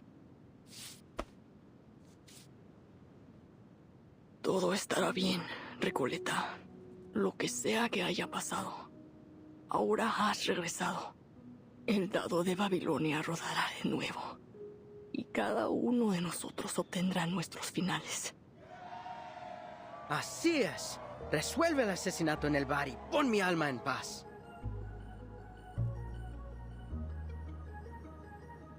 Libera al pueblo de la locura infligida por el antiguo espíritu. Arregla la aleatoriedad del dado de Babilonia y aplana la frecuencia catastrófica. ¡Lánzala una vez más, Recoleta!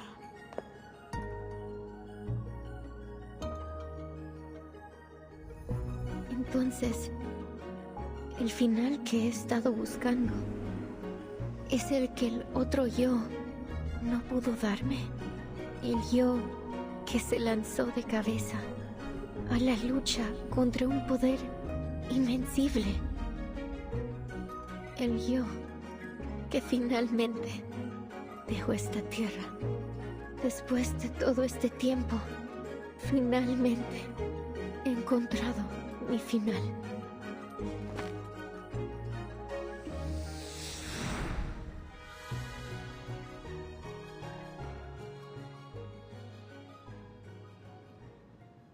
Solo un lanzamiento más. Y todo habrá terminado. Mi historia. Mi pueblo.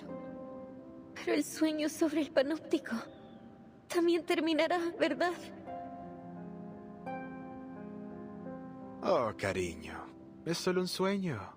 Ah, no me digas que estás abandonando ese sueño. Pero aquí, eres un... Pero ya extraño a mis amigos en ese sueño. Existe. Pero nosotros también somos... Podrías desaparecer si dejas a Malfitano. ¿Estás segura de que quieres irte? Sabéis cómo soy, queridos amigos. He pasado mi vida emprendiendo aventuras tontas y no... Así soy yo, ¿verdad? Amalfitano es, en efecto, y tiene ustedes, pero debo regresar a mi sueño. Sí, tienes razón, Recoleta. No se puede negar. Te deseamos buenas noches, querida. Gracias a todos.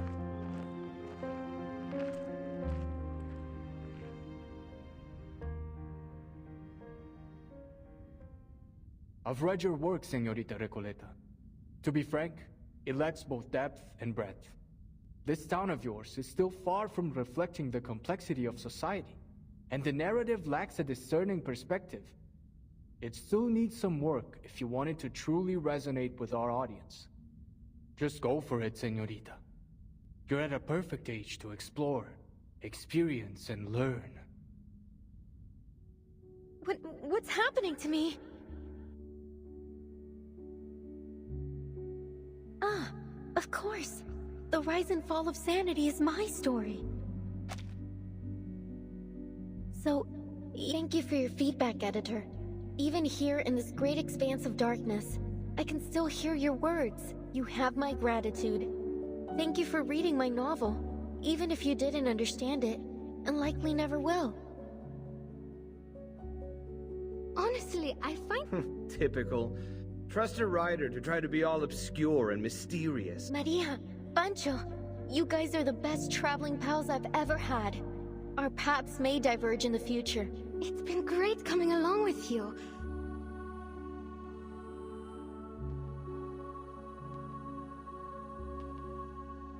There is ambition in her writing. It's passionate and poetic, fractured and chaotic.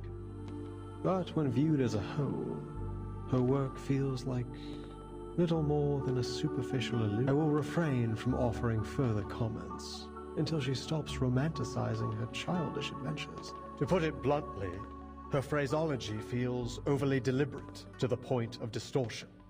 Her verbiage is like a collection of vague sentiment bubbles.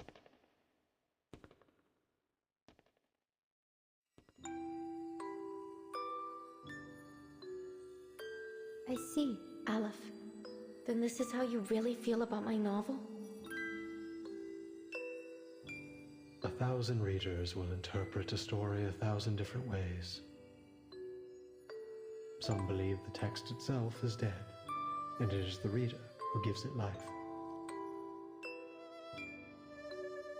The truth cannot be fully conveyed through words alone. That said, I think the rise and fall of sanity is a good story.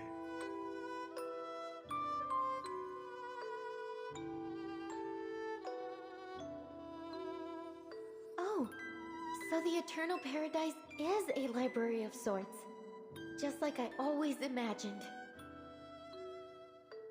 Or is this just another reflection of my inner thoughts? I like it here. It's nice being surrounded by literature.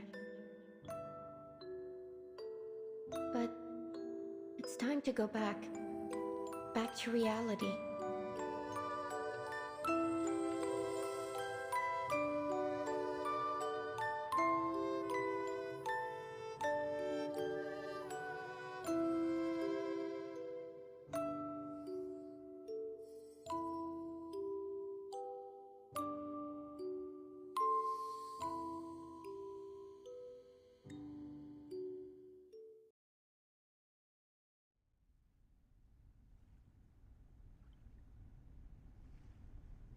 You're right about literature, Dorside. Recoleta! You're back! I'm so glad to see you're safe. And I'm so glad to see you two worried sick about me. Thanks, mis mejores amigas Soneto y Burton. See, Aleph? I still exist. Amalfitano is gone. It's all over. You're simply a wandering ghost now, never to return home again. You may still exist, but Amalfitano will never get its ending. You've nullified its existence, rendering all of this meaningless. I'm sorry I couldn't answer your question. I've failed once again.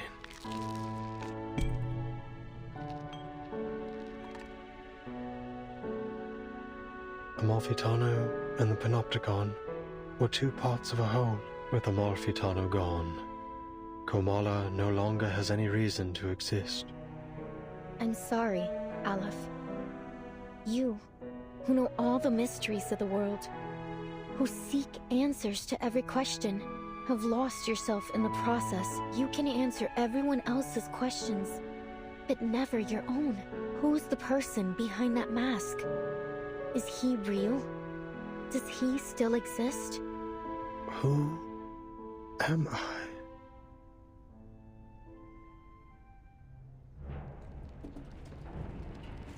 Stay vigilant, everyone.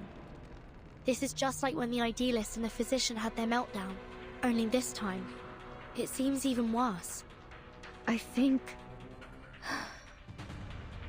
Aleph is trying to tear down the Panopticon.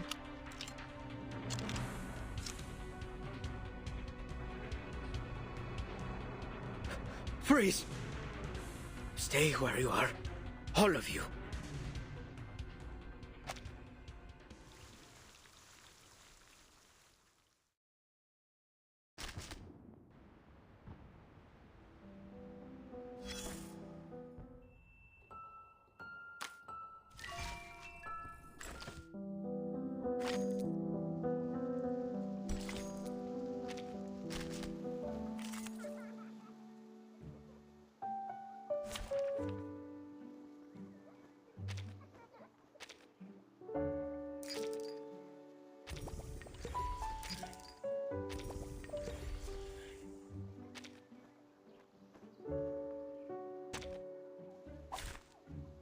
Anyone offer your seat to the senior?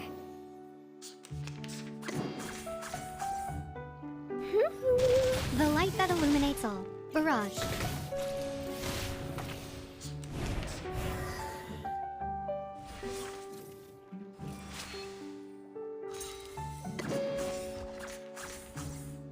Aim and shoot. Barrage. Eliminate target. Just like the prophecies of the woods, the scales have already been tipped in my direction. I win today, and so will tomorrow.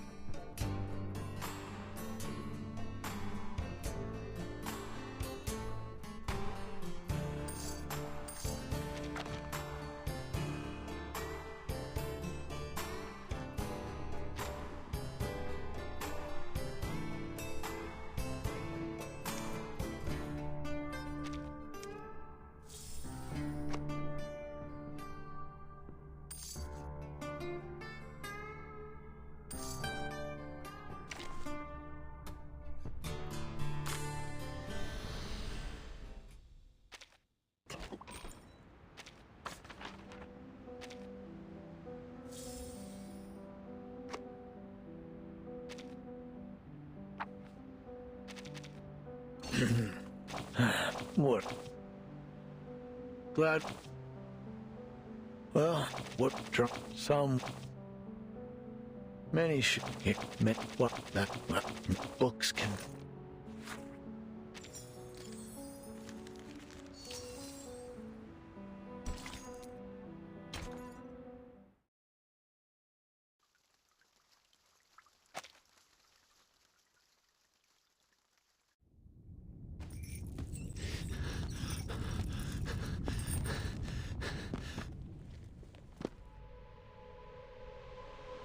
I was just setting up my exhibit when everything started shaking. Then I realized it wasn't just my imagination. So I followed the cracks in the wall and found my way here. I didn't mean to eavesdrop, but something's happening to the Panopticon, isn't it?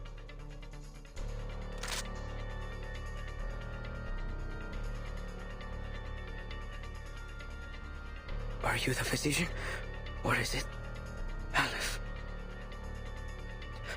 Whoever you are, please restore the Panopticon to the way it was. I'm begging you. You can do that, right?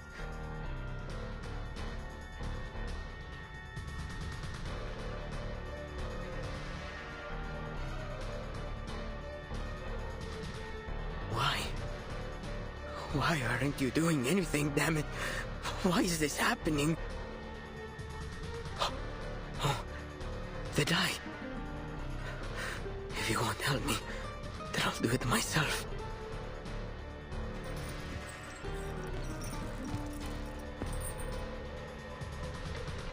Garcia.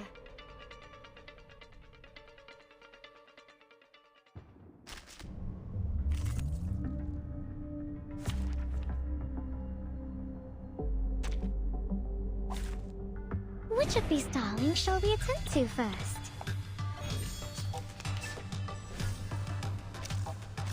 Perfectly understood. Loading. Charging. Do you have a little faith in me, Master? Aim and shoot. Flee, mortal! Eliminate target.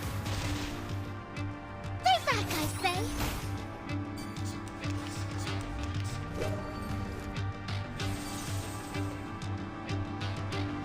Loading. Charging. Perfectly understood. Target confirmed.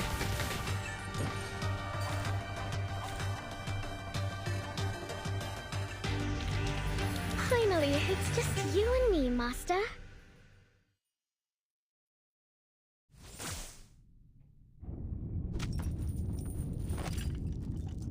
Timekeeper, he's...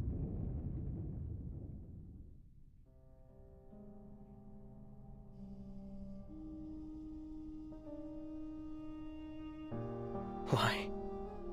Why is this happening to me? I was so close. So close to completing the exhibition. Can't you see, Garcia? There's no one controlling this place now. You're free. It isn't the dye that's trapped you, nor is it the walls of this prison. It's the rules and that overpowering gaze from the central tower. But now that's all gone.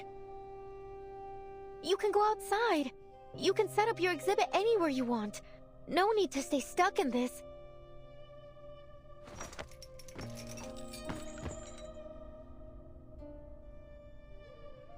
No, Señorita Recoleta. You've seen the world out there. You know as well as I that there's nowhere else I can go but here. This is the only place in the world where I can hold my exhibit.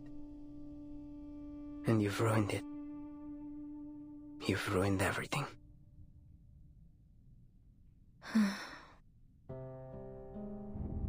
This room's about to collapse. We've got to leave. Mr. Garcia, do you need a hand? I can take care of myself, thank you. I'll go a different way. I have to go back and finish setting up my exhibit.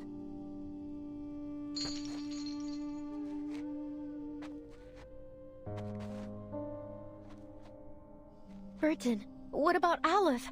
We can't just leave him here. Of course not. We still have questions he needs to answer. Sinetto, help me get him up. Let's get out of here. Yes, Timekeeper.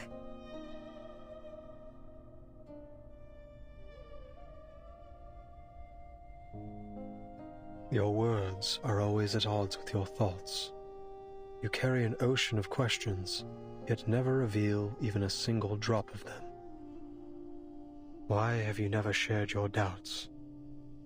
Why do you stay silent in the face of everything and everyone around you?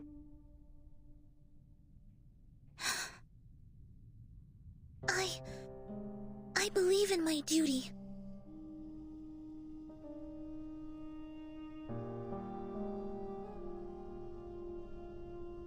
As for you, paracausality researcher, you're different from any other seeker of answers. Even on a desperate, near-hopeless journey, your heart holds little doubt.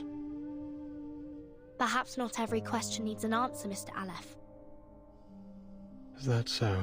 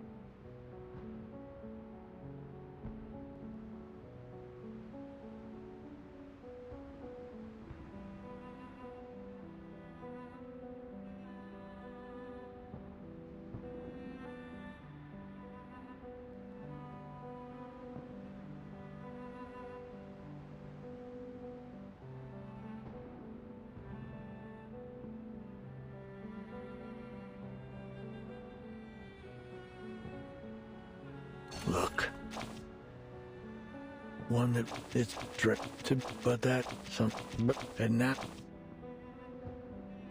Yeah, let that Matt and sit. Check it. The one this here.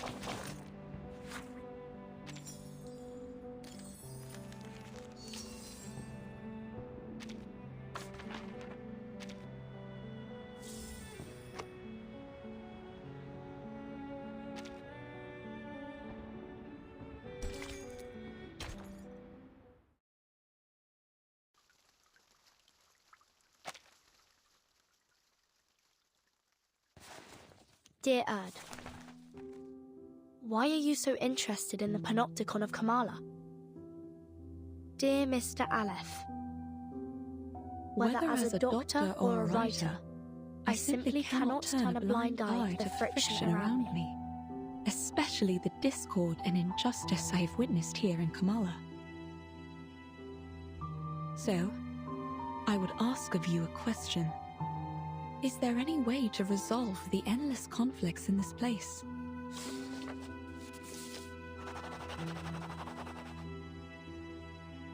To put an end to this, a true ending is required.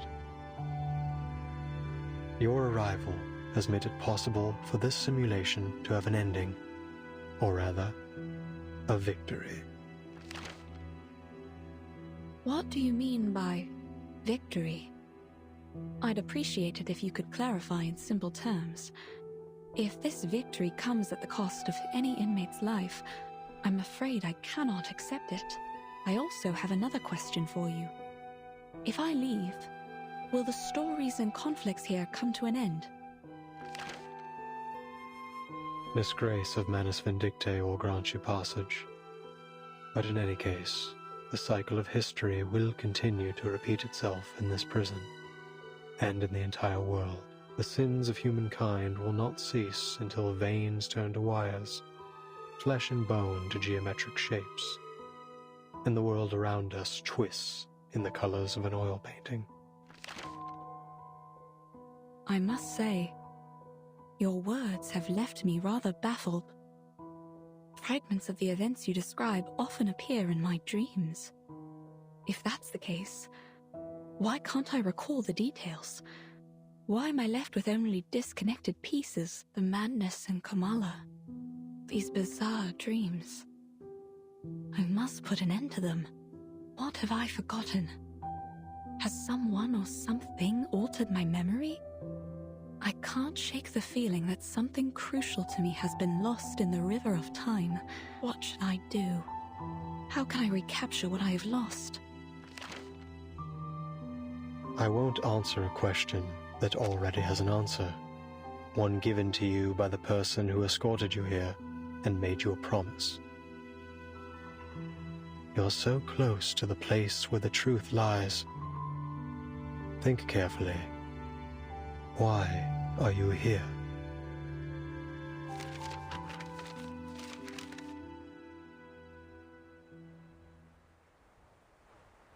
These letters we found have answered a great deal. But there's still something that isn't clear. Mr. Aleph, what exactly did the Manus promise Dr. Dorez? An era. A chance for her to remember her duty. An era? You helped her leave the Panopticon in the end. Where did she go?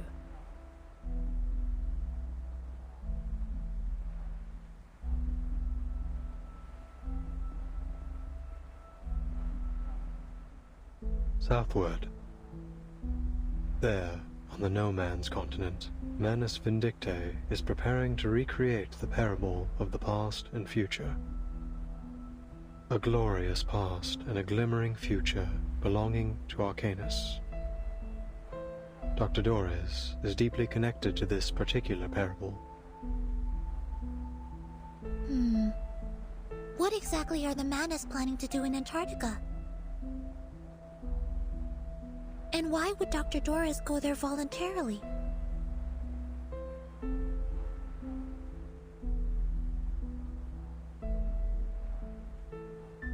Mr. Aleph, When did Dr. Dores depart? It was a day when both the clouds and sun were visible.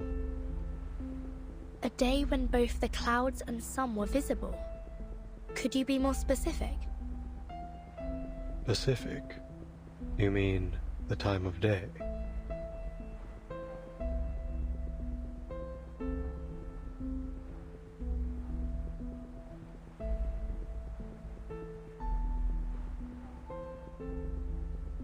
When both clouds and the sun were visible. Hey, Vertin, I think I know. It was 3 days ago. Then Dr. Doris wasn't going to Comala on the day I met her. She was leaving. She was headed to Antarctica. It was cloudy that afternoon, with a brief spell of sunshine, just like Aleph described. Then it hasn't been long since she left. Excellent news. 3 days. If we set off immediately, we might still catch up to her. But, based on the intel we gathered in Ushuaia, Manus Vindicte bombed the entire port 3 days ago. Clearly, they wanted to prevent any interference from the Foundation. It's unlikely we'll find any functioning ships there. I'll report the situation to the Buenos Aires branch. Timekeeper, I'm afraid we'll have to find another way to get there. I have a boat.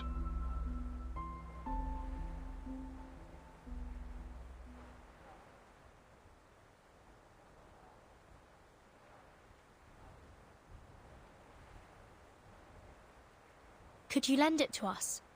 The situation's urgent, Mr. Aleph.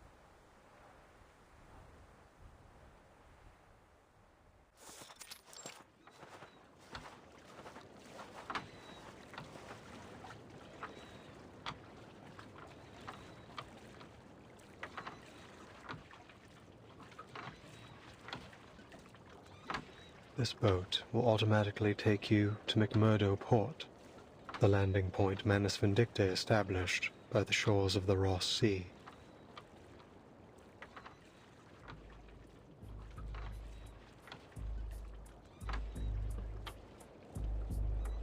This looks like Manus technology.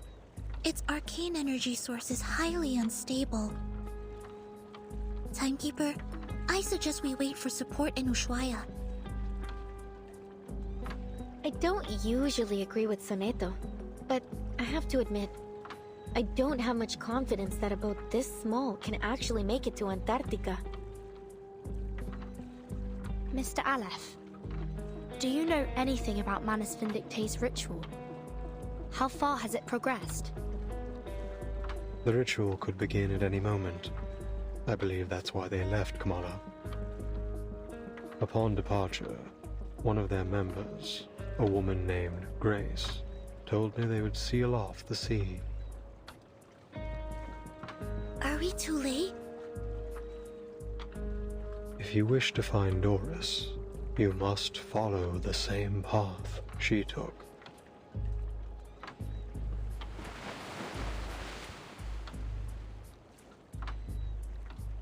I see. Mr. Aleph, members of the Foundation branch will arrive soon to evaluate your condition. I hope you'll answer their questions with the same patience you showed us. Thank you. Soneto, let's go. Yes, Timekeeper.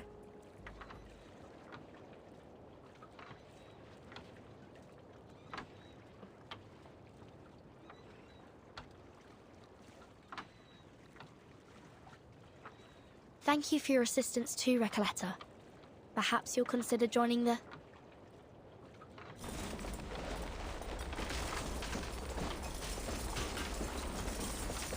What was that? It came from the Panopticon.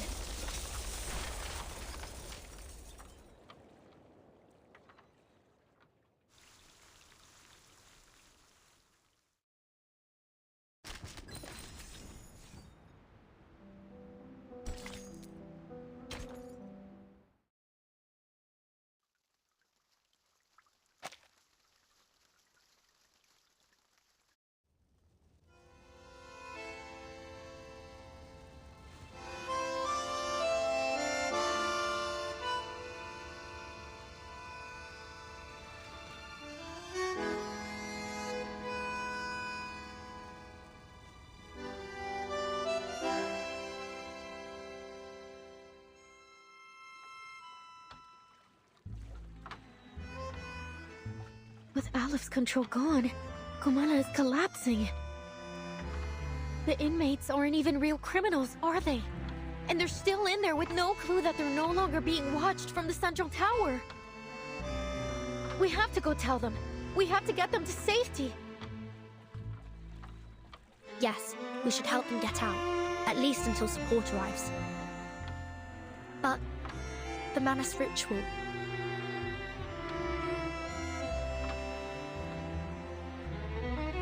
Don't worry. I'll go alone. Huh? You should hurry. When this is all over, I'll write to you, my dear friend. During this journey together, our teamwork has been impeccable. So, you can trust me to do this. I'm not doing it just to help you or the organization you represent.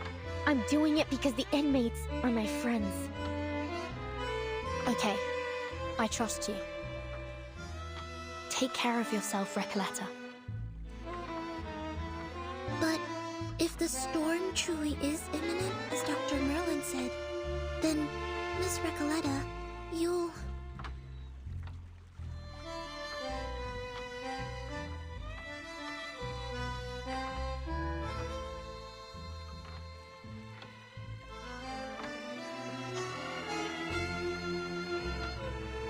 I don't quite understand what this storm is all about, but don't worry. A brand new adventure is the best thing that can happen to a writer. And I doubt it'll surpass the epic adventures we've shared over the past couple of days. I'm going to write everything, including the two of you, into my new novel. Then I'd like to be the first to read this new novel, if that's all right. Of course. Listen, I believe literature is like an endless, timeless river. So we'll meet again someday, somewhere. Probably in someone else's story. Who knows?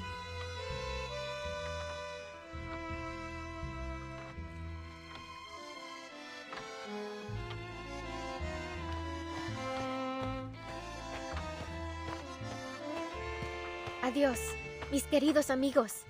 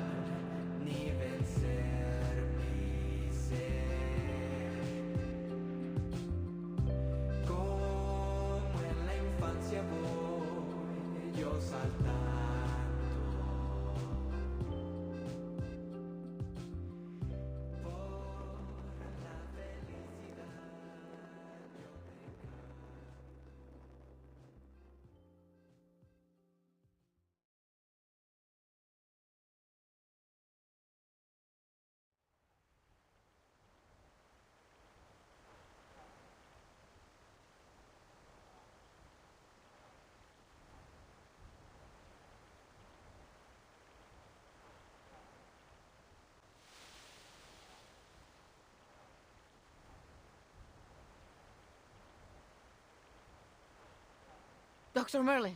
You're Dr. Merlin, right? I finally found you. What on earth happened in the central tower? Right after I left, the whole Panopticon started collapsing. The tower's in ruin. I've been looking for you everywhere. Please, sir, come with me. It isn't safe. That won't be necessary. The snow is still falling, yet everything in the labyrinth has already gone up in flames. Fortune, fate, karma, they're nothing but a ridiculous joke. It's over, Jaguar. You have lost your memories, your identity, your name, and now your title. You are no longer a jailer trapped in the Panopticon. I don't get it, Dr. Merlin. What are you talking about?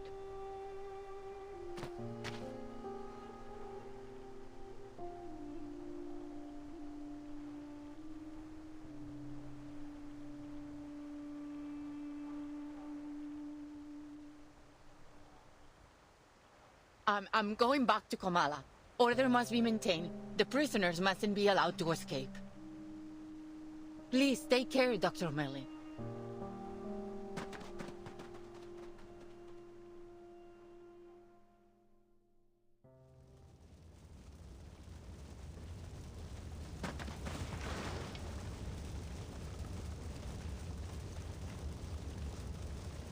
Hey, you! Don't run off like that. It's dangerous.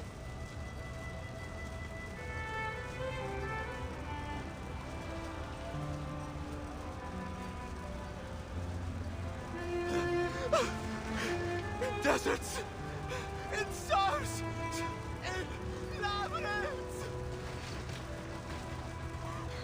We dream on death's straw pillow!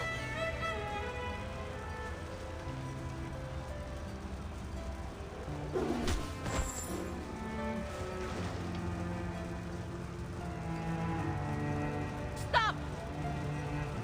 Get off me! Let me go! Are you blind? The Panopticon is falling apart! It's you, Roberta.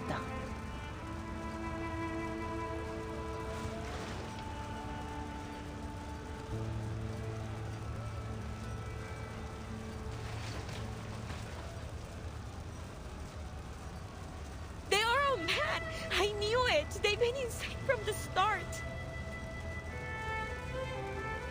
The whole place is burning to the ground and they still won't leave. They're still talking and talking about things that no one cares about. I can't help them. I never understood what they were talking about. The rhythms, the factions, the ideologies. Yes, the people were nice. The idealists too, but I've had enough of this prison. I've had enough of the Panopticon.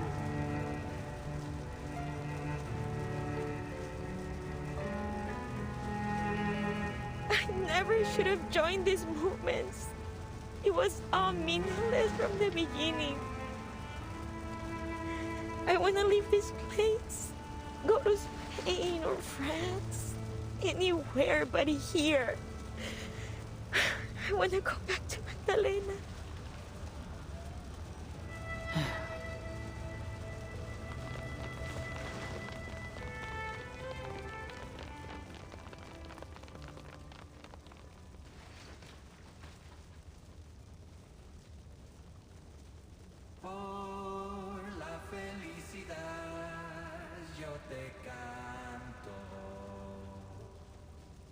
Y por la libertad yo te canto.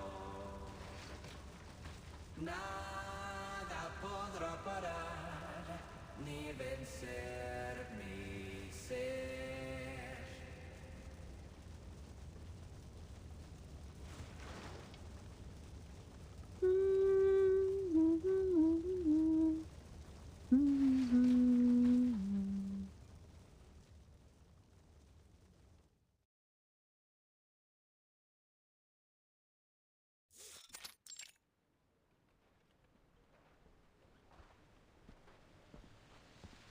But how does literature make you feel? As though I'm a kid looking through a kaleidoscope for the first time. Well, maybe that's not the best way to put it. Perhaps something a little more subtle.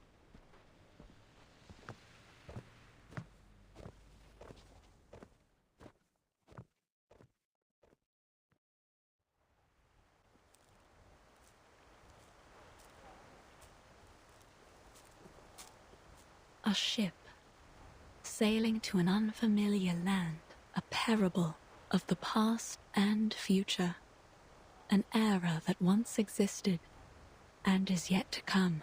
Is this the answer you've provided, Mr. Aleph? No, Erd. You will have to find this answer yourself. No one can help you with this. No one. I see. Thank you, Mr. Aleph. I will remember what you've told me.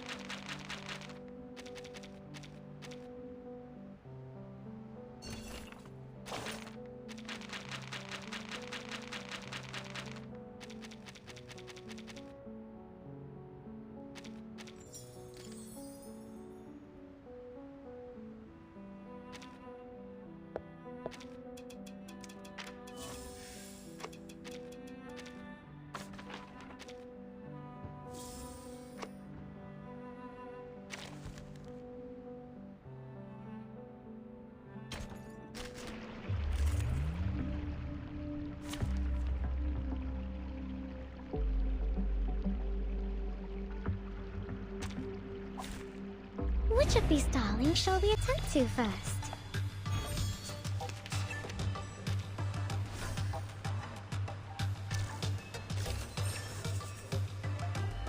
Perfectly loading, charging. Keep calm. Eliminate target. Feel my dark embrace. Target confirmed. Flee, mortals!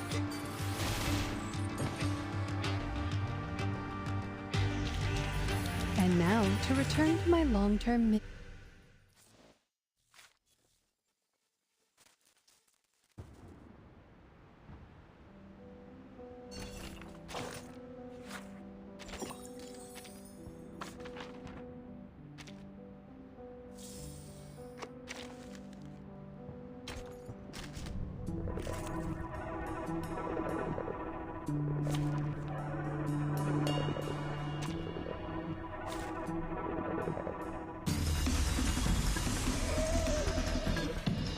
Join with us, comrades.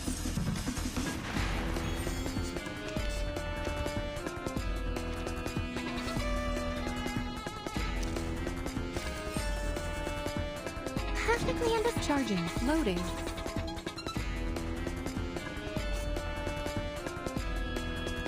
To the left. Charging, loading. Listen. Keep calm. Target confirmed. Stay back, I say! The light that illuminates all.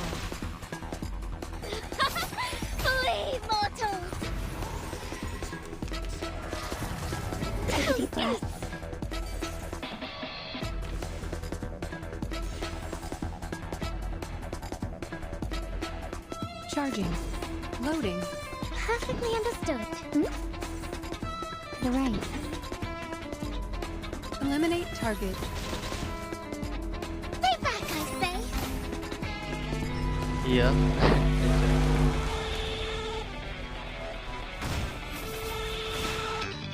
Barrage.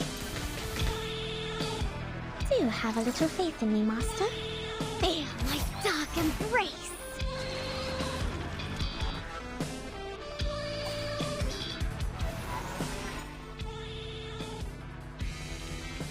Finally, it's just you and me, Master. Gua pakai ini Prism Live Studio.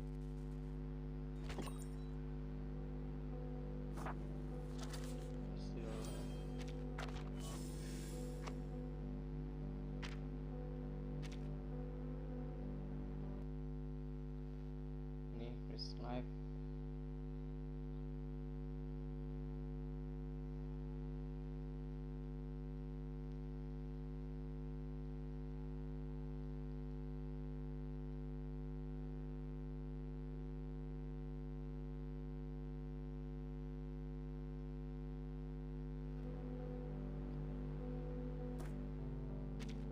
Such weather is not suitable for a rocket launch.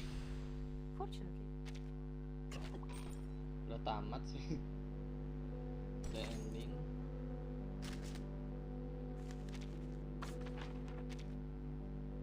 Yes. Sama. Spill Alkanis gua. Gak begitu banyak.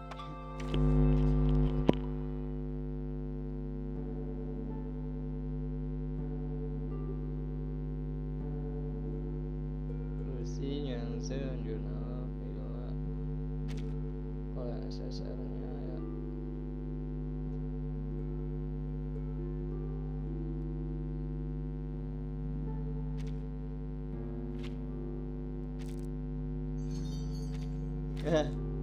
Nanggung banget. Lusinya nanggung. Kalau P5 udah enak banget itu.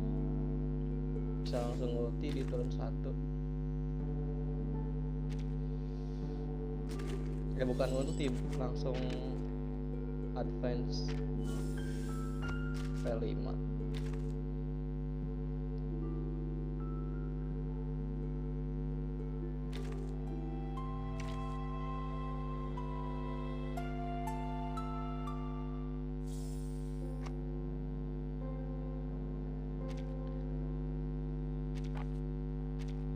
Oh gitu. Jadi CN kan lagi liran ya Lucy ya. Ini nunggu itu.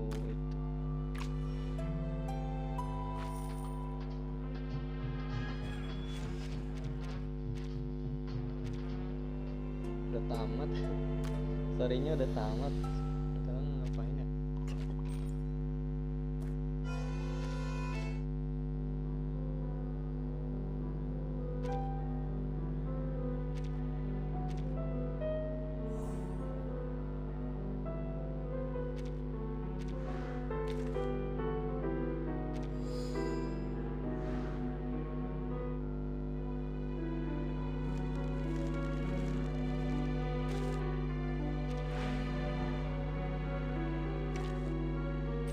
Battery checked.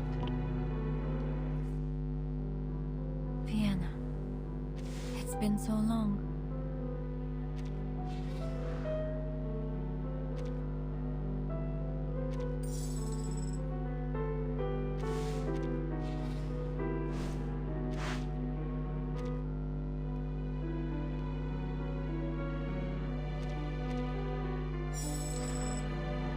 That was an interesting experience.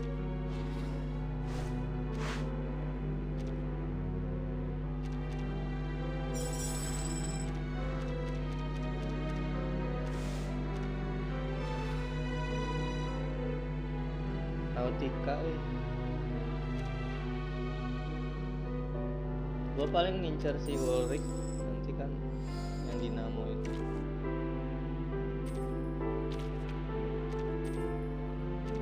Asli Nautica itu. Valentina. I've never heard that name before.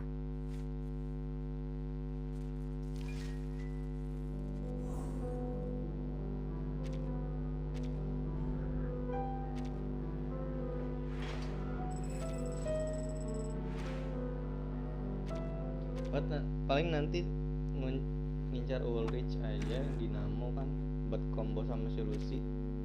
Ulrich sama itu Coletta juga pengen sih.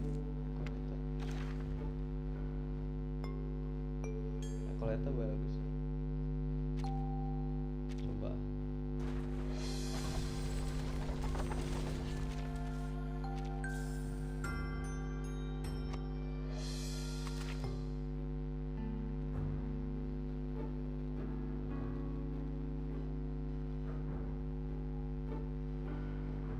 Oh iya ya, ini katanya bagus nih apa? Samuel kan mau ada itu Euphoria kan? Euphoria impromptu ya timnya? Enggak, Samuel sama Nautica ya timnya Blood bareng sama Nautica.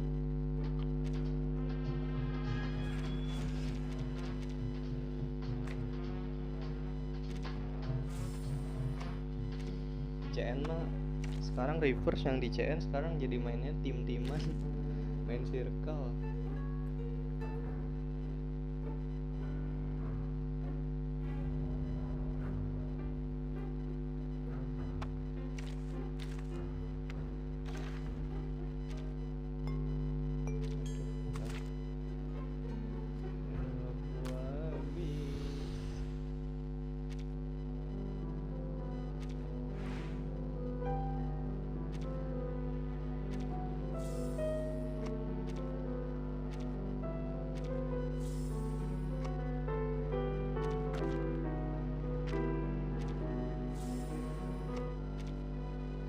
Nanti kan buat Nautica 2.8 ya.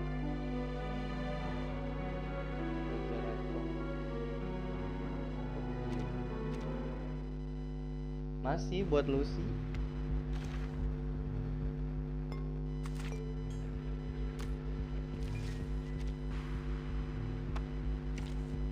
Buat ini si Lucy biar bisa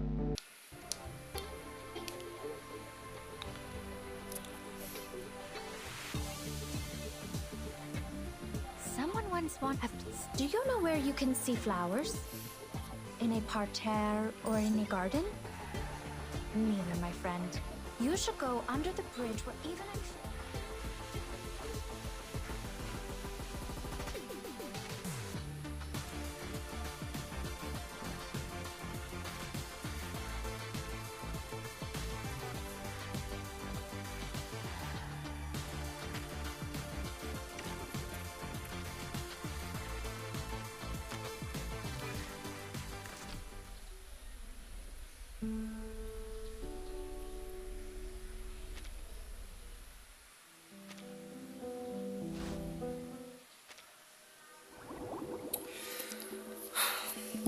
Gue perlu tim ketiga, makanya gue ngincar Coletta. Ya guys, tim gue udah habis. Masalahnya tim ketiganya ini Winsong. Susah pakai Winsong ini.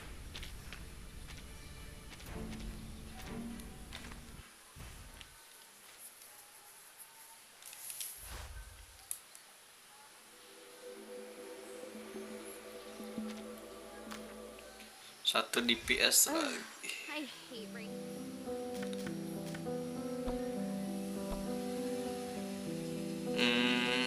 Gimana ya?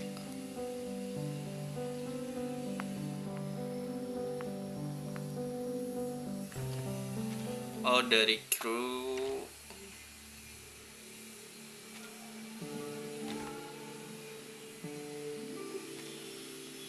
Don't be in and out. You're bugging me.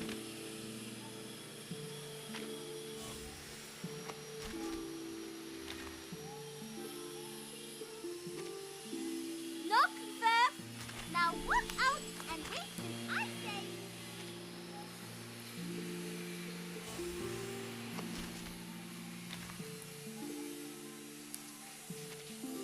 If possible, a knock on the door would be appreciated.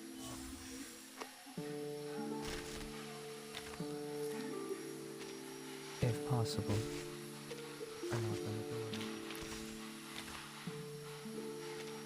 I know how to treat a new friend like you.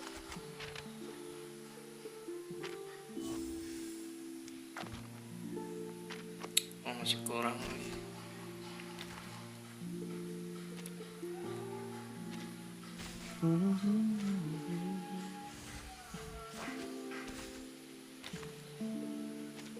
I have to remind you that jump scares are really I have to remind you that jump scares are really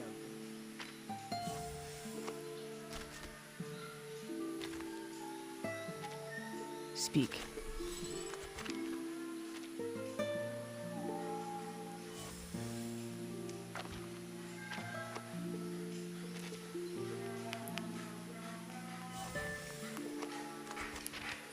Oke. 1860 kan? Duh, kurang 20 lagi ya.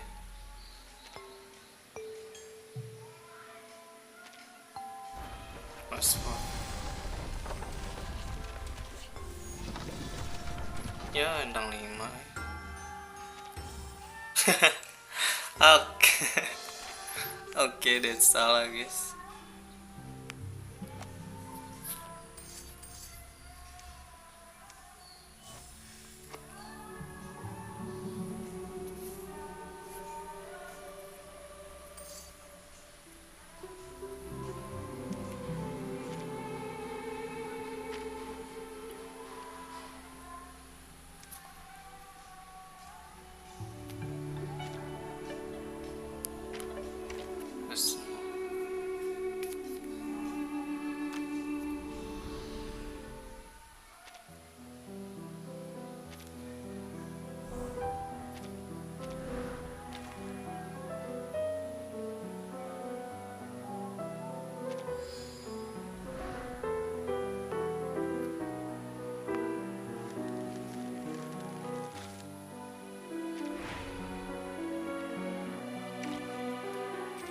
Battery checked.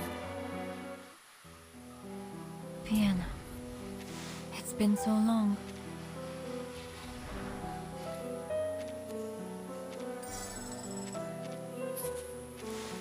So be it.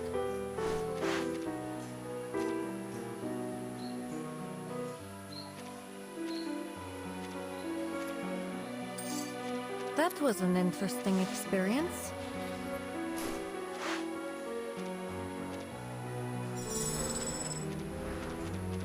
You never know what's around the corner.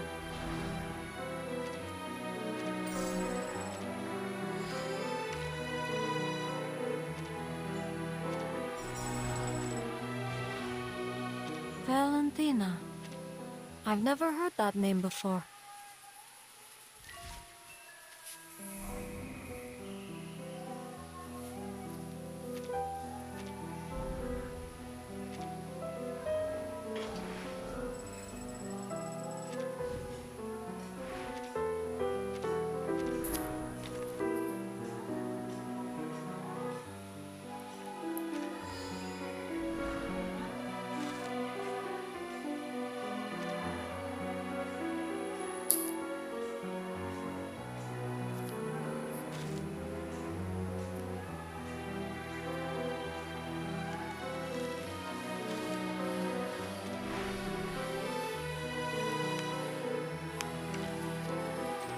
Battery checked.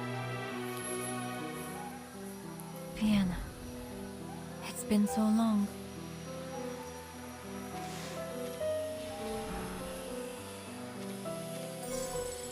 That was easy.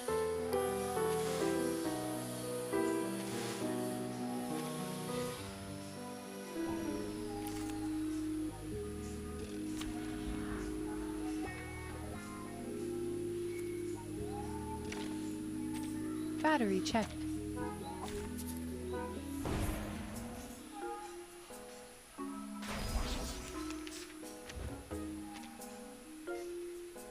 Charging.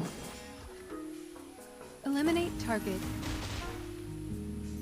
Under attack.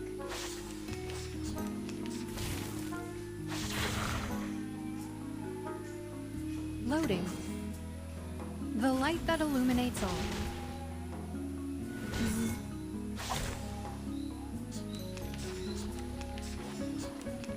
Under attack.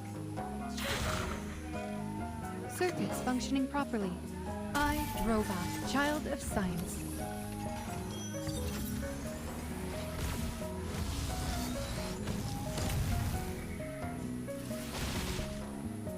Shell damage.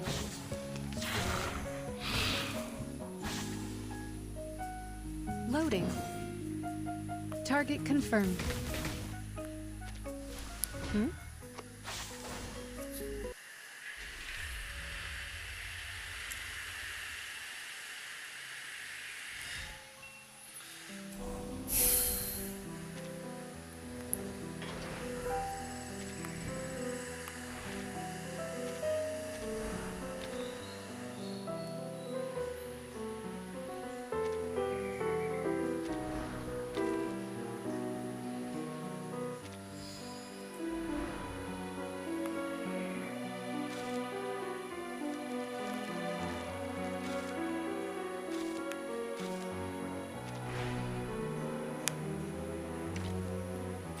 Battery check.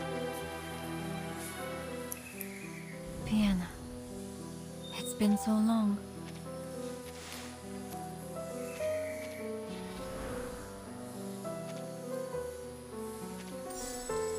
That was easy.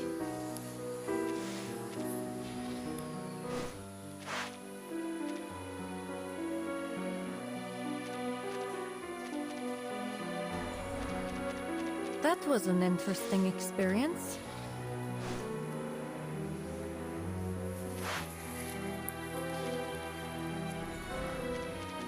You never know what's around the corner.